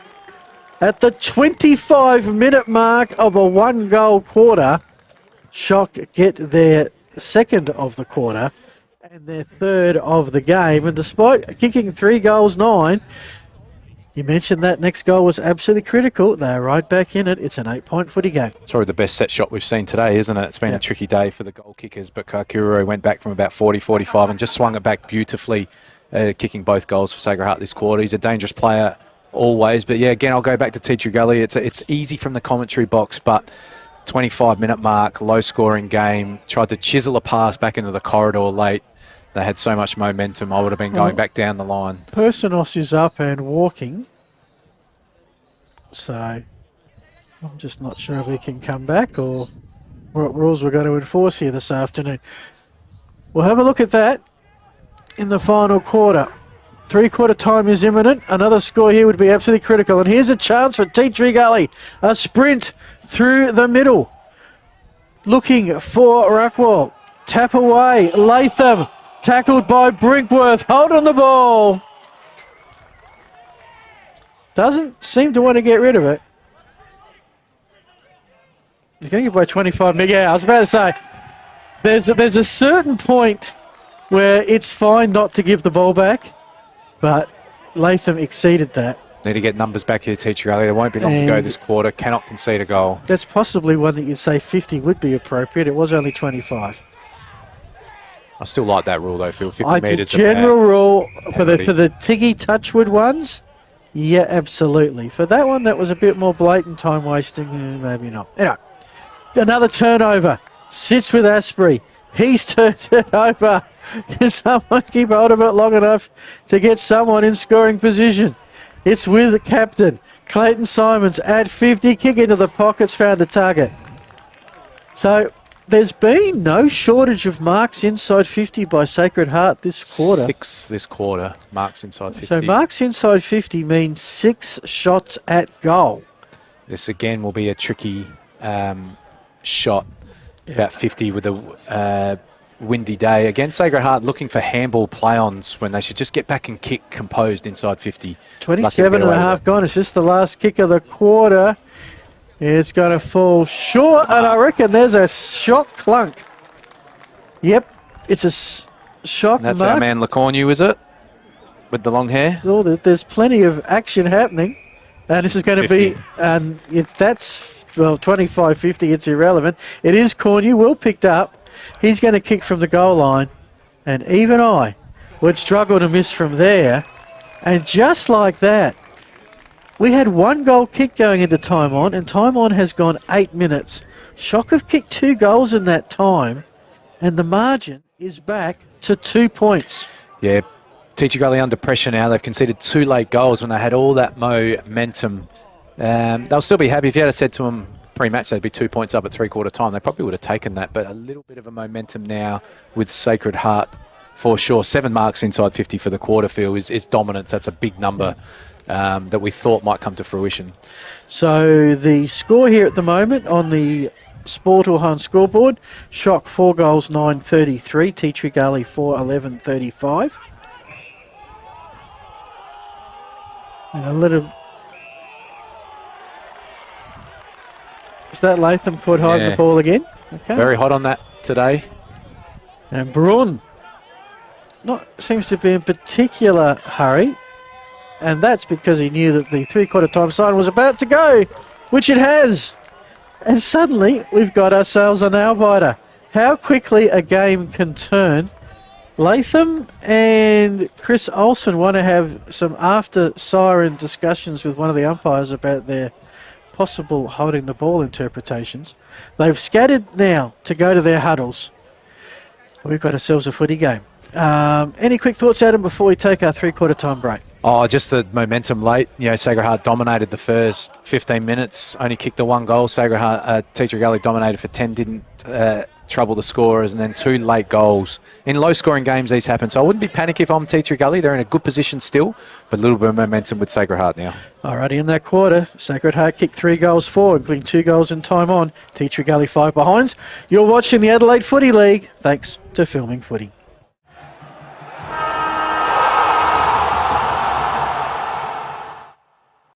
Do you belong in a role that drives you? In a community that makes you proud? In a team that brings out your best? You belong in blue. Apply for a career with South Australia Police.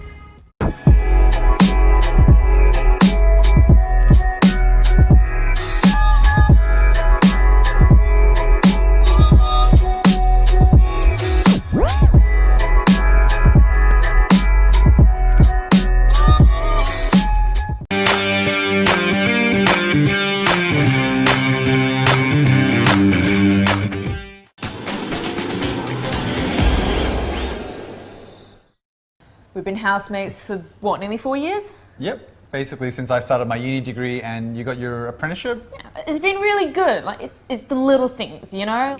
Like, one of us is always around to house it when the other goes on holiday. And one of us is always ready to help the other out of jam. I don't know. Yeah, happen again. It's usually me. My HECS debt doesn't leave a lot of room for holidays or working transportation or food. But it's worth all the debt, right? No. But what about your debt? Debt isn't a problem for me. I get paid to learn.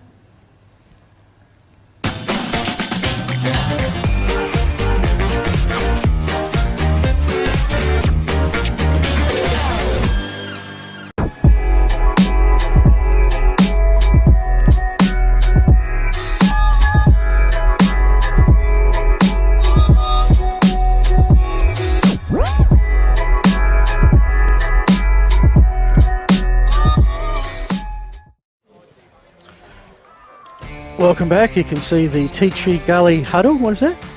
Go. Trying to read that whiteboard. Fundamentally sound. Is that what it's saying? Probably shouldn't be showing that to the opposition if anyone's watching. We've suddenly got ourselves an nail-biter, Adam. It was Tea Tree Gully by 13 at quarter time, 19 at half time. They were 19 up in that third quarter, but Sacred Heart came back with a rush with a couple of late goals, 2 points now. Yeah, I'm not really surprised. At some point, Sacred Heart had to hit the scoreboard, didn't they? Their tall forwards are starting to get involved a little bit too much for Tea Tree Gully's liking, and a couple of goals were always going to come. Tea Tree Gully will be disappointed they happened late. They conceded 1, they'll be disappointed they conceded 2. But at the end of the day, if I'm Justin Masotto, I'm 2 points up as an underdog at an opposition venue. I'm keen as mustard and being super positive with my players. The reality is, if you kick 3 goals in this quarter, you'll probably win the game. So how can we find 3 good passages of play? And it comes from pressure, turnovers, creating goals. It comes from your small forwards taking opportunities. So it's going to be a ripping last quarter here. Tea Tree Gully still with a chance. Sacred Heart, a little bit of momentum now. Well, this is why you do all that work in the pre-season when it's tight, to have that extra step on your opponents. We'll see who's done the harder of it. Some scores around, and we actually don't have the close one. Our game is 2 points. Can tell you St. Peter's lead Prince Alfred in the Old Collegians battle by 1 point, 67 to 66. Brighton and Gully, that ain't so close. Gully by 27 points. Golden Grove over Payneham Norwood Union by 7 points. And the blowout is at Broadview. Port District 12-5-77. Broadview 2-5-17. A 10-goal lead heading into three-quarter time. Yeah, a little bit of a surprise at Broadview, but round one that's going to happen. We did think Port Districts would be very good this season. We did think the old Intercol battle, St. Peter's, Prince Alfred could be a close game, and it's proven to be. And Glenunga, not real surprised that they're a few goals up. Yeah. Round one, of course, it's an 18-round, what I call regular season or 18-game minor round. Everybody plays everybody else home and away, which is the way you should do a footy schedule. Yeah, it's perfect, isn't it? And then top 5 of the 10-play finals, September 23. And every week, every Division 1 game will be filmed and streamed live on Filming Footy. So whatever Div 1 club you follow, you'll be able to follow them all season long. That said, I always encourage you to come to the games because it's been a great vibe around here this afternoon on a glorious day to get out and just enjoy the pleasant Adelaide weather. Maybe come to the ground and put the stream on your phone so you can listen to us whilst you're watching it live. That's a good idea, isn't it, Phil? In 20-second delay, yeah. We get more viewers when the cold weather comes, don't we, back at home. It's a great to get out when the weather's like this. We've got a close game of football, could go either way, which is what we want. Yep. Now, we always say it when it's close, first goal critical, and of course that's the case. Sacred Heart have got within range. They haven't hit the front yet. You seem to see who's got what left on the bench, which team has got what left in the tank. Not sure if Personos has reappeared out there, has he? We'll have to keep an eye on there at the far side so we can't quite see, but they may be 2 players down, Teacher Gully. Not seeing any real structural changes to either team. No, well, I don't think he can come back because he definitely did not go out through the interchange gates. Pretty sure that is a rule in the Adelaide Footy League. No time to look it up because the final quarter is underway. And both rucks went up, completely missed it and fell into each other. You found that funny, the 2 ruckmen, didn't they? Not happy with themselves. Oh, there's a ruck tap. That's what it looks like. Okay. And it's Shock with the clearance. With Simons, the captain, he always manages under pressure still to get a kick away. This is McCall if he's under pressure, coming in to help Lacornu. He had a clunk 25 metres and a goal. Nice tackle by the Barons, holding the ball. That is the free of the day, no doubt about it. It was a very good tackle, but it was very hot, wasn't it? Very hot and very close to that boundary line. So, Shock with the first inside 50 of the quarter. Tea Tree Gully with the ball in the hands of Noah Hyde. Ground level 60 metres out. Kick partially smothered. We've seen plenty of partially smothered balls today. Smith was not going to be able to take a mark because it was touched, but still fumbled the ball in his direction. And it's just a kick out of nowhere. It takes a good bounce for Tea Tree Gully. Now it's a one-on-one contest at the half-forward flank. And we finally got ourselves a mark in the hands of Brad Noble. He tries to escape, got the hand pass, in the end did that well. Someone tried to go a torp. It's inside 50. Hiding the ball called, it spills out of bounds, touched. Will be a throw-in. Didn't try to go a torp, did unleash a torp there. That went 60 metres. So what happened there? You can't unintentionally torp a foot. No, it was an interesting decision. But again, Sacred Heart looking for quick handballs rather than kicking the ball. For mine, go back, kick. Handballs invite pressure. In Division 1 football, a lot of numbers around the ball. Well, there's a lot of numbers around the ball at the moment. And I'll tell you what, if you're going in to get the ball, you would not be wanting to hold on it because they have been hot on the holding the ball this afternoon. This is these situations, Phil, your small forwards and wings need to hold their width, stay out of that contest because they're the dangerous players. Bouncing ball, top of the goal square, through a couple of hands. Still a loose ball, open for a soccer shot, and somehow, I don't think with ever getting clean possession of it at all, Tea Tree Gully have conceded the behind, which suddenly becomes important. Yes, every score will be important, because even behinds. 2-point buffer has been halved to 1. Up the middle here, interesting tactic, attacking tactic. Josh Spence with the kick, from the spoil. It spills to Braden. His kick is high. No rain to come today. Brinkworth, first touch, quick hand pass. And umpire comes in and says, I'll take it. Can't exactly tell from here, Phil, but it did look like that ball held up, like the breeze is maybe just slightly coming I've this seen way. the ball hold up or sink a little bit short, certainly more to the southern end than the northern, which makes me think the northern does have some breeze advantage. The end that Sacred Heart are kicking to in this final quarter. Teacher Gully have led all day.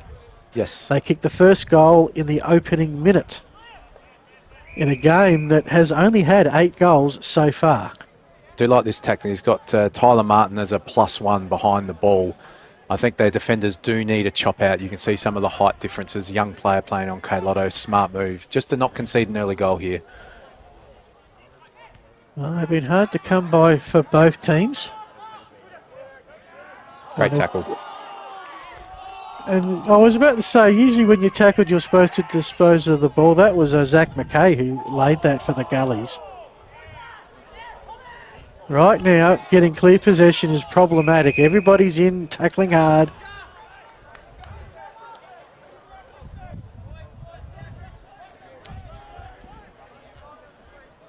So at the moment, we're working on our end of game awards, and we've got to have 2 sets to work with and allow for the fact that someone might stand up late. So we should consider a Gary Ablett senior style Norm Smith medal from a losing team, should we? Well, we've been doing this as our 4th season on Filming Footy, and we've never given a prize to a player on a losing team so far. Now, you're the man doing the interviews, Adam, so at the end of the day, and you're the man who picks the winners, so we'll see how we go. See how we go. I'm just wondering how that how interaction occurs post-game. Oh, there's a clunk. That's a great clunk right in front of us there, Phil. That's strong. I was told by a couple of Sacred Heart people to look out for this guy. He's got a terrific pair of hands, good mover. Can he kick the goal? That was a terrific mark. Darcy Lacornu. This is by no means a lay-down misère. In fact, the way the breeze is, it's going to be kind of tricky. He's going to aim for the left goal post. We've got our cameraman with, that's James, by the way, on the camera, doing great work all day, giving you the exact angle we all want. Distance not a problem. The kick is on its way, and he has domed it. And for the first time this season, Sacred Heart lead the A-grade footy game. Nice kick. Yeah, that's a great play by Lacornu. He's worked into the game in the second half. We didn't call him a lot in the first quarter, second quarter, but to steam out and clunk the ball that cleanly and kick a set shot from 45 is exactly what his team needs, and it's what the game's been crying out for, and they're the moments that can win the game for your team. So a great start for him. He'll have his confidence up now. And like I said, the Teacher Gully defenders have been really good. They're young, they're undersized down there. They've been fighting hard, but it's going to be a tricky 20 minutes coming up for them, Phil. Yeah, it's all shock at the moment. They've kicked the last 3 goals of the game. They have the lead. They have something of the breeze, and they've probably got a fresher bench to work with. But you say all that, and Teacher Gully get the clearance. They won't be done just yet. Here's a quick reply shot, which is going to be fumbled by the Sacred Heart defender. Latham's lurking. He's tackled by the boundary line. That's Luke Dewhurst wearing him like a glove. Ball will spill to Shock. They'll go deep into the pocket, and that's where Hortram will take the mark. It was Chris Olsen with the kick inside forward 50. It just needed a target, and that's maybe, we talked about the marking aerial prowess of Sacred Heart. That's come to the fore late. There's the +1 for Teacher Gully. Martin floating across there. Important intercept mark. He's gone across and found Hyde. He might be tempted to go with the breeze. He certainly runs in that direction, then sort of kicks around the body into a pack of about 6 players. The ball comes to ground, and nobody really saying holding the ball because they're not sure which team actually has the hold of it. Call that a jump ball in this case. So we need to be smart with your tackling. Don't want to give away a free kick here if you're Sacred Heart. 7 minutes gone to the final quarter. Shock leading for the first time today by 5 points. Players are slowly getting up. I think they're all starting to feel the effects of today's endeavours.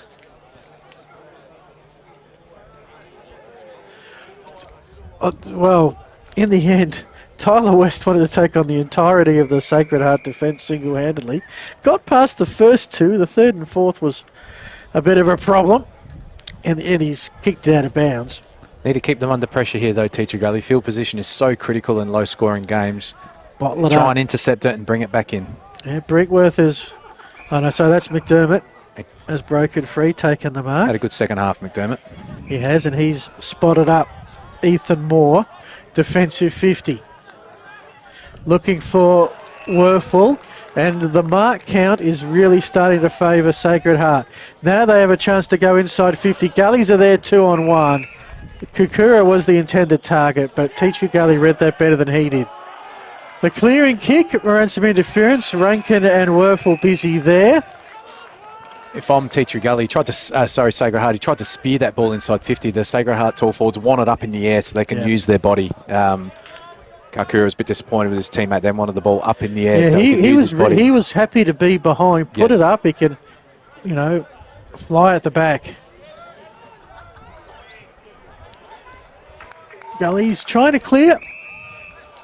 In the end, another stoppage, touch. So, yeah, I reckon we got the last disposal rule in. Oh, what have we got? So, we've got another injured Teacher Gully player. Who's this getting the attention right now? That is Adam Machota. That was almost like a pit stop. Come in, get a tape, and go back out there. And what that probably means, I didn't see the entirety of it.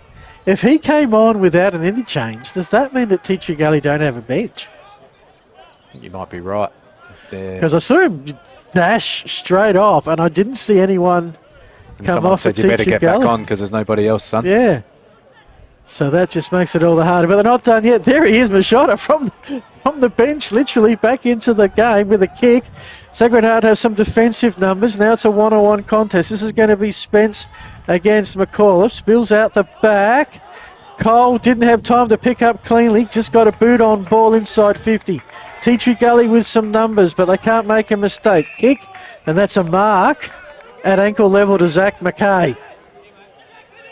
Just need to be composed here, Teacher Gully. They don't want to turn over. Very least, get some numbers around the ruckman, get some crummers. 10 minutes gone, 5-point shock lead. Out of order, that umpire's found a push, will go the way of Gullies.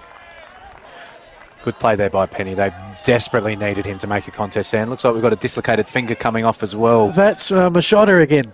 Yep. So his pit stop back on was short-lived.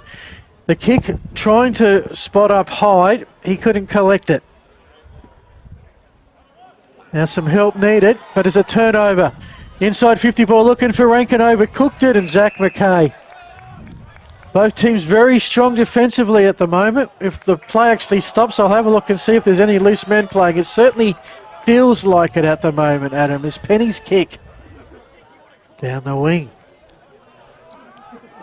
Loose ball. Tape is just bumped off of it. Shock have it. Tap.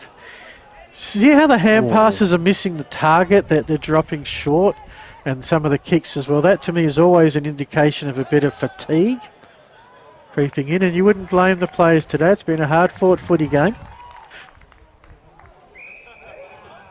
And what have What's we got umpire here? called here? I look around and there's bodies everywhere. All players uncertain, but tap again. Yeah. He's a brick wall, isn't he? There's a lot of hands on hips, and we're at the 12-minute mark. There's still at least 8 minutes and time on to go. Some good 1-2 work by Shot coming out of defence. Spots up Kakuro, a long way from home, but he's got the ball in his hands. McAuliffe is doing jumping jacks, saying, kick it to me. They go to a 2-1 Gullies contest. LaCornia wasn't going to take that, but here comes the Shock recovery team. The kick is high. The kick is good. Shock have kicked 4 in a row. Is that Rankin? It is Rankin who's come out of nowhere. Cameron Rankin from about 25 metres out. Let's have a look at the replay here. Really, he kicked that off one step. Yeah, that's a great goal. We haven't called him a lot today, Rankin. I think he injured a shoulder early in the game going back with the flight. He and White have had a fair battle from time to time. But Kakuro's kick was smart to Lacornu. He didn't try and pinpoint, he just kicked it up in the air to a dangerous spot. Teacher Gully don't have the height to get a big fist on the ball, and Rankin was where he should be. Get front and centre. If I'm small, I'm getting front and centre around Kailotto, Lacornu here in this last quarter because the Teacher Gully defenders are going to really struggle to clear that ball. Yeah, that's Machado getting some work on his hand. Assume it's a wrist or finger type injury. They're going to be painful at this type of the game. So right now, biggest lead of the game for Shock, 11 points. And they only led for the first time with the earlier Lacornu goal. It's not quite game over yet, but it's hard to see a way home for Teacher Gully unless they can get a couple of quick ones on the board. They've conceded the last 2 of the third quarter and the first 2 of the final. Spill into open play on the eastern wing. Chasing hard after that football was Noah, and in the end he did very well to win the football but didn't have the teammate to get it to. All that work pretty much for naught. Teacher Gully just have to remain composed here though, Phil. That's 11 points, right? So it's still only a 2-kick ball game, and 1 goal to them in the next minute or 2 will put the pressure back on Sacred Heart to defend again. So they just need to win this stoppage, get the ball inside 50. Someone's got to take a half chance like that. And convert. Bounce is critical. Latham this time with the tackle. Sacred Heart seem to be clearing out of defence okay, something they had struggled with, if you remember, way back to the first quarter. And an inside 50 count, I think that started about 9 or 10 to 1. Slowly but surely, Sacred Heart have worked themselves back into the contest. And despite, what are they, 2 goals 8 at one point, or 1 goal 8? They're now 6 goals 10. Still not great kicking, but surely better than 2 goals 8. Gullies, oh, there's a cracker, that's holding the ball. Is that Carlotta? Yes, that's a great chase by the coach. He'll be showing that in the review. Here, boys, here's how you do it. I would too, because that's a great effort by the big fella, Yeah. but he's turned the ball over. Okay, so now... Maybe he won't show that edit now, Phil. Yeah, let's stop it here. Martin and Hyde combine. No one's really getting consecutive possession of the ball. Probably the highest stat today would be turnover count. There's been a lot of them. Sits in the path of Moore. He gets it on, and now it's with Kakura. Now, last time he was here, he went for it. He's backing himself, and it was McDermott that found him there. He's been really good in this second half with his kicking inside 50 in particular. This is one of those tricky shots. He might kick it, but I'd be looking to go to the top of the square to the tall timber. I don't think Teacher Gully have got the big spoil. Well, Carlotto's lurking. He's the man I'm looking at the moment. And, well, that never got close to anything. Never got close to the goals. Never got close to anyone to take a mark. Bit of a shank. It's a dangerous player, Kakura, though, isn't he? With Lacornu and Kailotto taking the tall defenders, Kakura is going to get the 3rd defender, and he should be able to wreak some havoc. That is a really good penetrating pass to a good position. The mark taken there by Braden.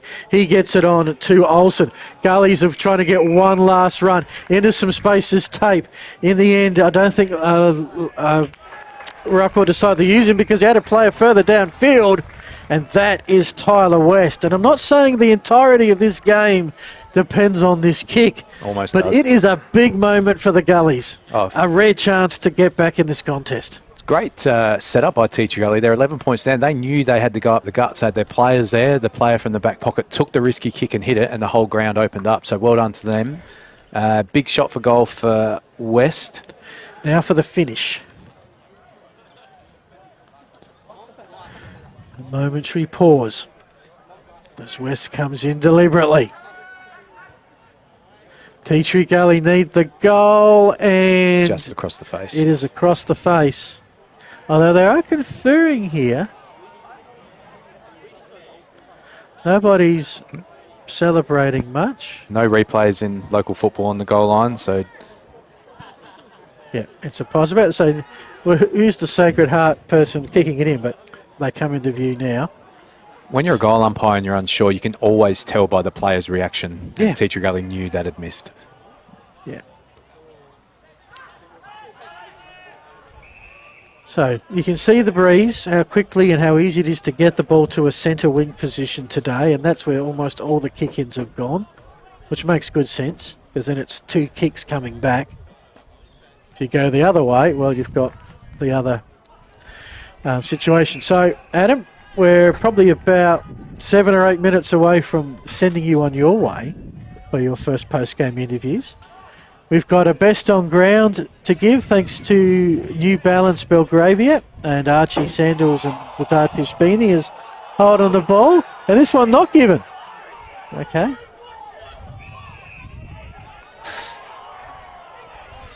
Plenty of emotions being shared. Welcome back to the footy, everyone. So we've got our best player. We've got the magic moment, which is the Nearmouth mouthguard. Then the best team man award, probably the most popular award because you get the Moseley Bar and Kitchen voucher. That's why players put in the extras. And there is your sealer. Trying to pick up who that was. That was a fantastic snap from the boundary line that just floated back on the breeze. I can see the player. I've just got to wait for him to turn around. Oh, might be Brinkworth, but we'll just hang on. Well positioned by the... I have the player. He's just got to turn around. It's okay. We'll get there. Might take him to the 20-minute mark. I love this. Okay, turn around. Okay, Ryan Werfel, I'm giving that to. That was a great goal, and that's probably a sealer, Bill, which is... Yeah, that's Teacher Gully have been pretty brave, haven't they? But they've kicked the last 6 goals, Sacred Heart. Yeah. 2 goals, 8 to 7 goals, 10. Oh, Henry McAuliffe. Okay, thank you. We have our sources that help us with that when runners get in the way of our view. Well done to McAuliffe. Turnover. Last drinks at the pub for Tea Tree Gully. Because time on is 20 seconds away. They need 3 goals. Kick inside 50 was by Rockwell. Sacred Heart can really load up defensively, and that should be it. There's a Tea Tree Gully player down. I think that's Tape by the look of the boots, and he's not getting up. And I'll tell you what, the hardest working people at the ground in this last hour or so have been the medical staff from Tea Tree Gully. It is Tape. He does look in a good way, and we're not going anywhere soon. You might get that little bit of a chance to get your breath together and get your awards sorted. So, yep, so I'll give. Yeah, we're giving you overloading Adam with paperwork at the moment.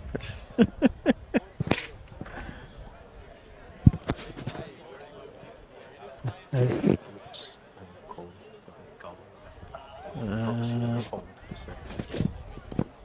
first one.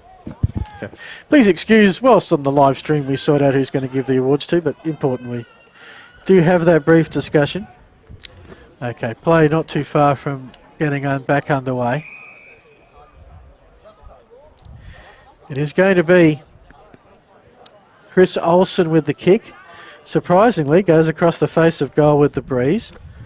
Defensive response by Sacred Heart, and yes, it was McAuliffe. I can see that the fact that they do look similar, him and Warfel, from a certain angle. Kick into a huge pack. There's got to be 18 players around the ball at the moment. And I guess with the score as it is, and the time of the game as it is, why not? Gives Tea Tree Gully a chance as it goes through the hands of Verrill. Can't say it's been the prettiest game of football today. We've had a few highlights for sure, and one of those is going to get themselves a Nearmouth mouthguards for the magic moment. LeCornew's had a couple of highlights with the goals. He kicks it out, but Hyde has it. From the eastern wing, grab a kick inside 50, where Shock always seem to know where it's coming into.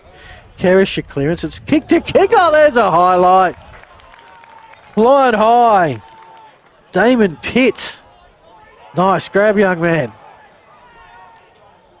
No time to celebrate. Team down by 16 points, and yep, he kicks it straight down the throat of Darcy LeCornew, his opponent. Best. So I think we're almost at going through the motions time. 22 and a half minutes gone. This quarter, by the way, Sacred Heart have kicked 3 goals, 1. Suddenly their accuracy coming to the fore.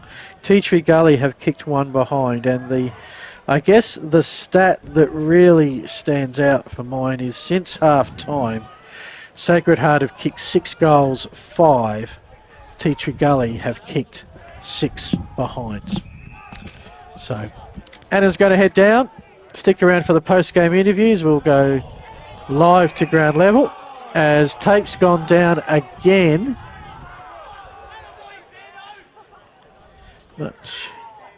And is the umpire reaching into a book here? Yep, yellow card has been given to Zach Sanderson, which means he needs to, his day is done. Can be subbed.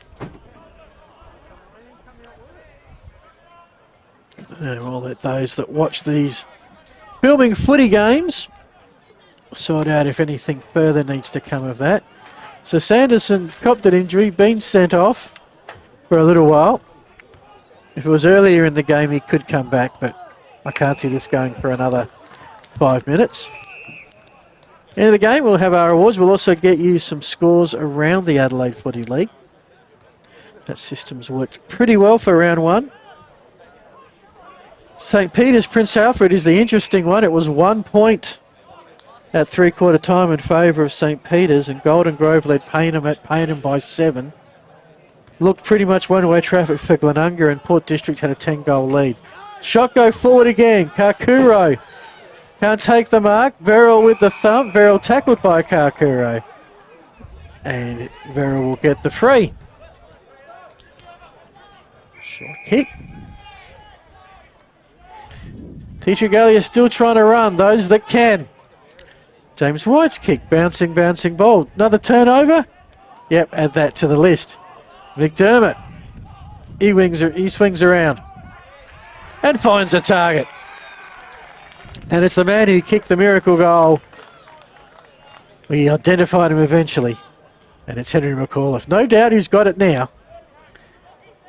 He already kicked the sealer. This is to make it look far more one-sided than it actually was.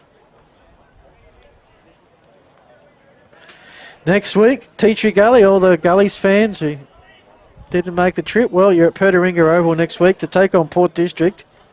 The way Port District have played today, good luck with that. So McAuliffe comes in. Straight in front. Straight down King William Street. And Shock have their 8th goal. 8 goals, 10. That's 58.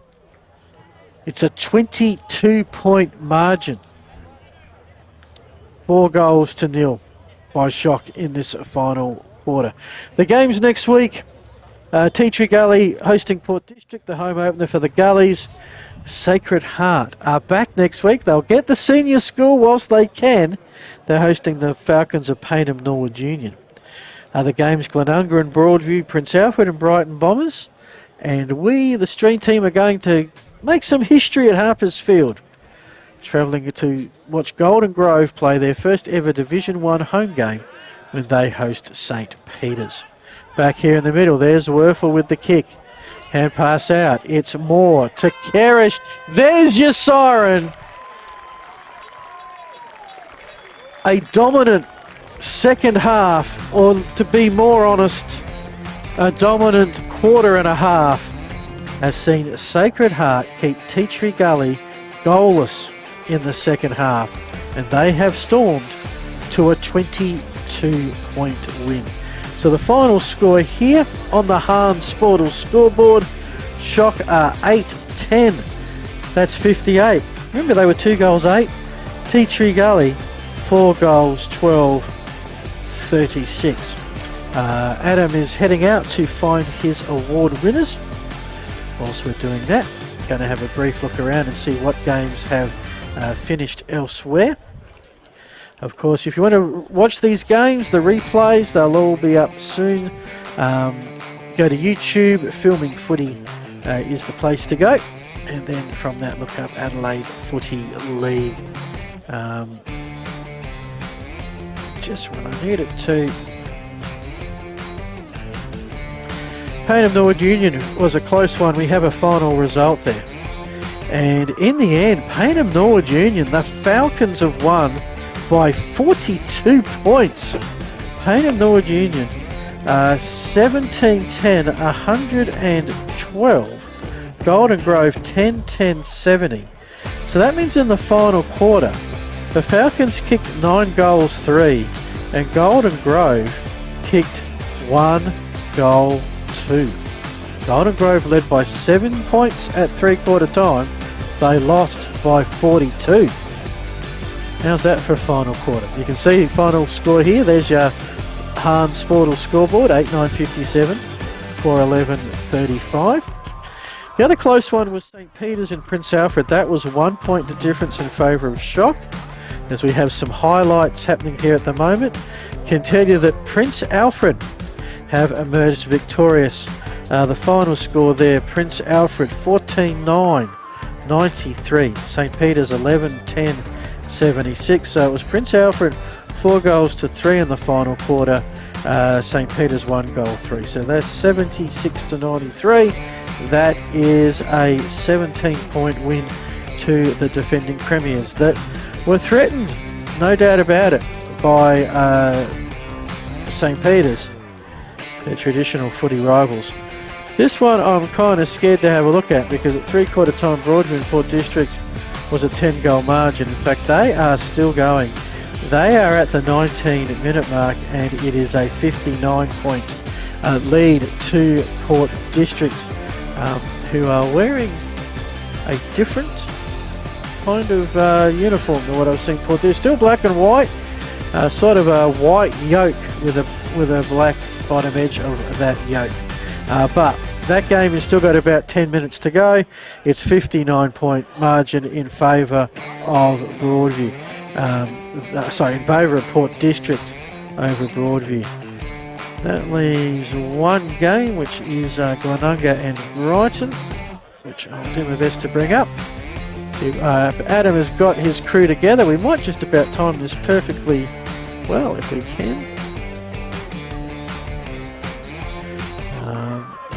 Can tell you that Broadview have won 10-8-68 to Brighton, 4-11-35.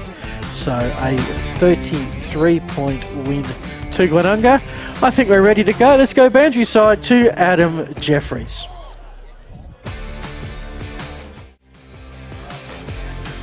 If you can hear me, it was a scrappy game of football, but we did find some award winners. So we've got Tom McDermott with the Belgravia New Balance voucher for best on ground. We thought his left leg, despite his shot for goal in the second quarter, we'll ask him about that later, we thought he was fantastic. We've got the Neomorph mouthguard player of the day, which was Ned Brooks from the pocket with a fantastic snap. And the Moseley Bar and Kitchen, this guy will be wrapped. I heard he does some damage at the Moseley Bar and Kitchen. Sean Tapp with the best team man play. I'll start with you, Sean. You said it was scrappy, but it's good to get the win, isn't it? Yeah, it was. Yeah, I tried to make it interesting. I reckon I turned it over 4 times. They got 4 goals from it, so it was. Yeah, that was me. You're welcome, teacher. Yeah, your intercept marking was elite. I did make a mention during the commentary about your turnover in the second quarter, so don't feel bad about that when you watch the replay during the week. But well played, big fella. Good luck this season. We've got Brooksy here, so tell us through that play right in front of the Sacred Heart faithful as well. You probably got a missus up there. A couple of girls going, oh yeah, look at Brooksy with that snap. Tell us about the play, mate. Oh, geez, I surprised myself a little bit with it, I think. But, it sort of got on the end of some of the good work from the other boys. So, yeah, just sunk the slipper into it and managed to get it somewhere near the goals, which is nice. So, yeah. Well done. It was a great passage of play in what was a bit of a rusty first half. And Tom, before we talk about your performance and your lethal left foot in the second half, talk us through the shot for goal in the second quarter. I've done a bit of goal kicking in pre-season. I've had the ick since year 12. Remember last kick of school footy here on the deck against Manuel, lined up straight in front, 15 metres out, kicked out the full. Last kick of school footy, and that was it. So I've never really had an eye for goal, but something I've been trying to develop. Well, you made up for it in the second half with a lot of left foot kicks around the ground. I thought it was a fantastic performance. We'll leave it at there, boys, because I'm sure you want to get in and get around the boys. Fantastic win for Sacred Heart. A bit of a sloppy start, kicked the last 7 goals of the match. So well done to them. We expect them to be a good team this year. Well done, boys. Well done. Okay, well done to Adam too, because Tommy Javor on assignment with the Virginia Rams. Hope they had a good day today. We'll see Tommy from time to time. Well, you're seeing with this Div 1 report, which will be on Between the Posts, and that's going to be out Mondays now. Between the Posts, which is fantastic, as we have we're now starting to see some of the Sacred Heart highlights, including this kick by Lecornu that gave them the lead. And once they hit the lead, they did not relinquish it, which was fantastic. So let's start to wrap things up as Adam makes his way back. It looks like the boys pretty jovial, as you would be after all that pre-season work. You've come out, were tested and emerged victorious. When you get the winning players, obviously they're much happier. In what was a tight game, the margin in the end, was it 3 or 4 goals, but it was a tight game all day. But yeah, very jovial, and I think some good performances from Sacred Heart in the end. They had to grind, didn't they? But I thought Tap, McDermott were very worthy winners. Probably a quick shout out to Alex Carlotto. Probably took a dozen marks playing centre half forward today. Just didn't finish his work. Yeah. But yeah, more than happy with the award winners. Well done to Sacred Heart in the end. But quick one to Teacher Gully as well, Phil. They showed a bit of determination today as well. I thought they'll win some games this year. As we can see with the Dartfish highlights and Dartfish footy stats, make sure you check those out as the season progresses, and you'll see plenty of those on Between the Posts. Petrie Gully had their fair share of highlights. It was almost 2 different games of football up until maybe the 20-minute mark of the third quarter. Petrie Gully were able to hold off Sacred Heart's charges, and then they could not. The dam walls open. There was a big play. I think Teacher Gully were 13 points up. They were pressing and just couldn't score a goal, and there was a turnover in the middle of the ground which resulted in a Sacred Heart goal, and the floodgates just opened from there. Now it's easy in the commentary box, we know that. Both teams will, even Sacred Heart will review this tape and go, there's some improvement areas here, there's some ball use, but it's more the decision making. There's always going to be skill errors, but when to go fast and slow and all those things. But both teams look very sound defensively. We'll just want to pick things up on the offensive end as the weeks go on. As you can see, been a glorious day across the Adelaide Footy League. The Div 4 results, Adam, you haven't heard these because you've been out collecting players. Prince Alfred got up by 17 points over St Peter's. Brighton and Glenunga was a 33-point win to the Rams. The massive surprise was at Payneham. Golden Grove leading by 7 points at 3/4 time. Payneham kicked 9 goals to 1 in the final quarter. The Falcons emerged 7-goal winners. And Broadview and Port District are probably just finished. It was Port District by 54 points. We assume that Broadview didn't kick 9 goals in the final 5 minutes of the game. And Port Districts, the touted February premiers, have started off pretty strongly. Big win for them. Yeah. Next week, Teacher Gully, they're at home against Port District, Sacred Heart, Payneham, Norwood Union, Glenunga, Broadview, Prince Alfred and Brighton, and our stream game, Golden Grove and St Peter's. Both teams lost in opening round, will be desperate to avoid a 0-2 start. Golden Grove will be stewing on that, won't they? To Payneham, who have been a really low-scoring defensive team, to allow them to kick 9, floodgates really open. So yeah, that's going to be an interesting matchup next week. So thank you to all our filming footy broadcast sponsors, Sports Interactive, Hahn, Dartfish, Farmers Leap, Winery, Archie's, Roll the Dice Racing. We look forward to our 3-2-1 votes. Classic Clashes, programs to Fit, Sportal, and the Moseley Bar and Kitchen. Remember, you can keep up to date on the Adelaide Footy League Facebook page. The men's and women's weekend wraps late tomorrow. Tommy Javour's extensive Div 1 report. Between the Posts out Monday. Adam Jeffries, great to have you on board. Thank you. Any final words for the first round? Well done to Sacred Heart. Got the win they probably wanted. Teacher Gully didn't disgrace themselves. They'll win some games, particularly at home this year. Rusty round 1, no trial matches last week, potentially playing a part. Thank you, Adam. Thank you also to Hugo, James, and on debut, Elias, our boss, John Douglas, of course, and all the filming footy family. I'm Phil Hurton saying thanks to you for joining us from Sacred Heart College Senior Oval. We're in the C's, Sacred Heart won. In the B's, Sacred Heart won. And in the league, by 22 points, Sacred Heart. Old Collegians got the chockies. We'll be back next Saturday for History at Harpers Field, the first ever Division 1 home game for Golden Grove as they take on St Peter's Old Collegians. Until then, this has been the Adelaide Footy League. Thanks to Filming Footy.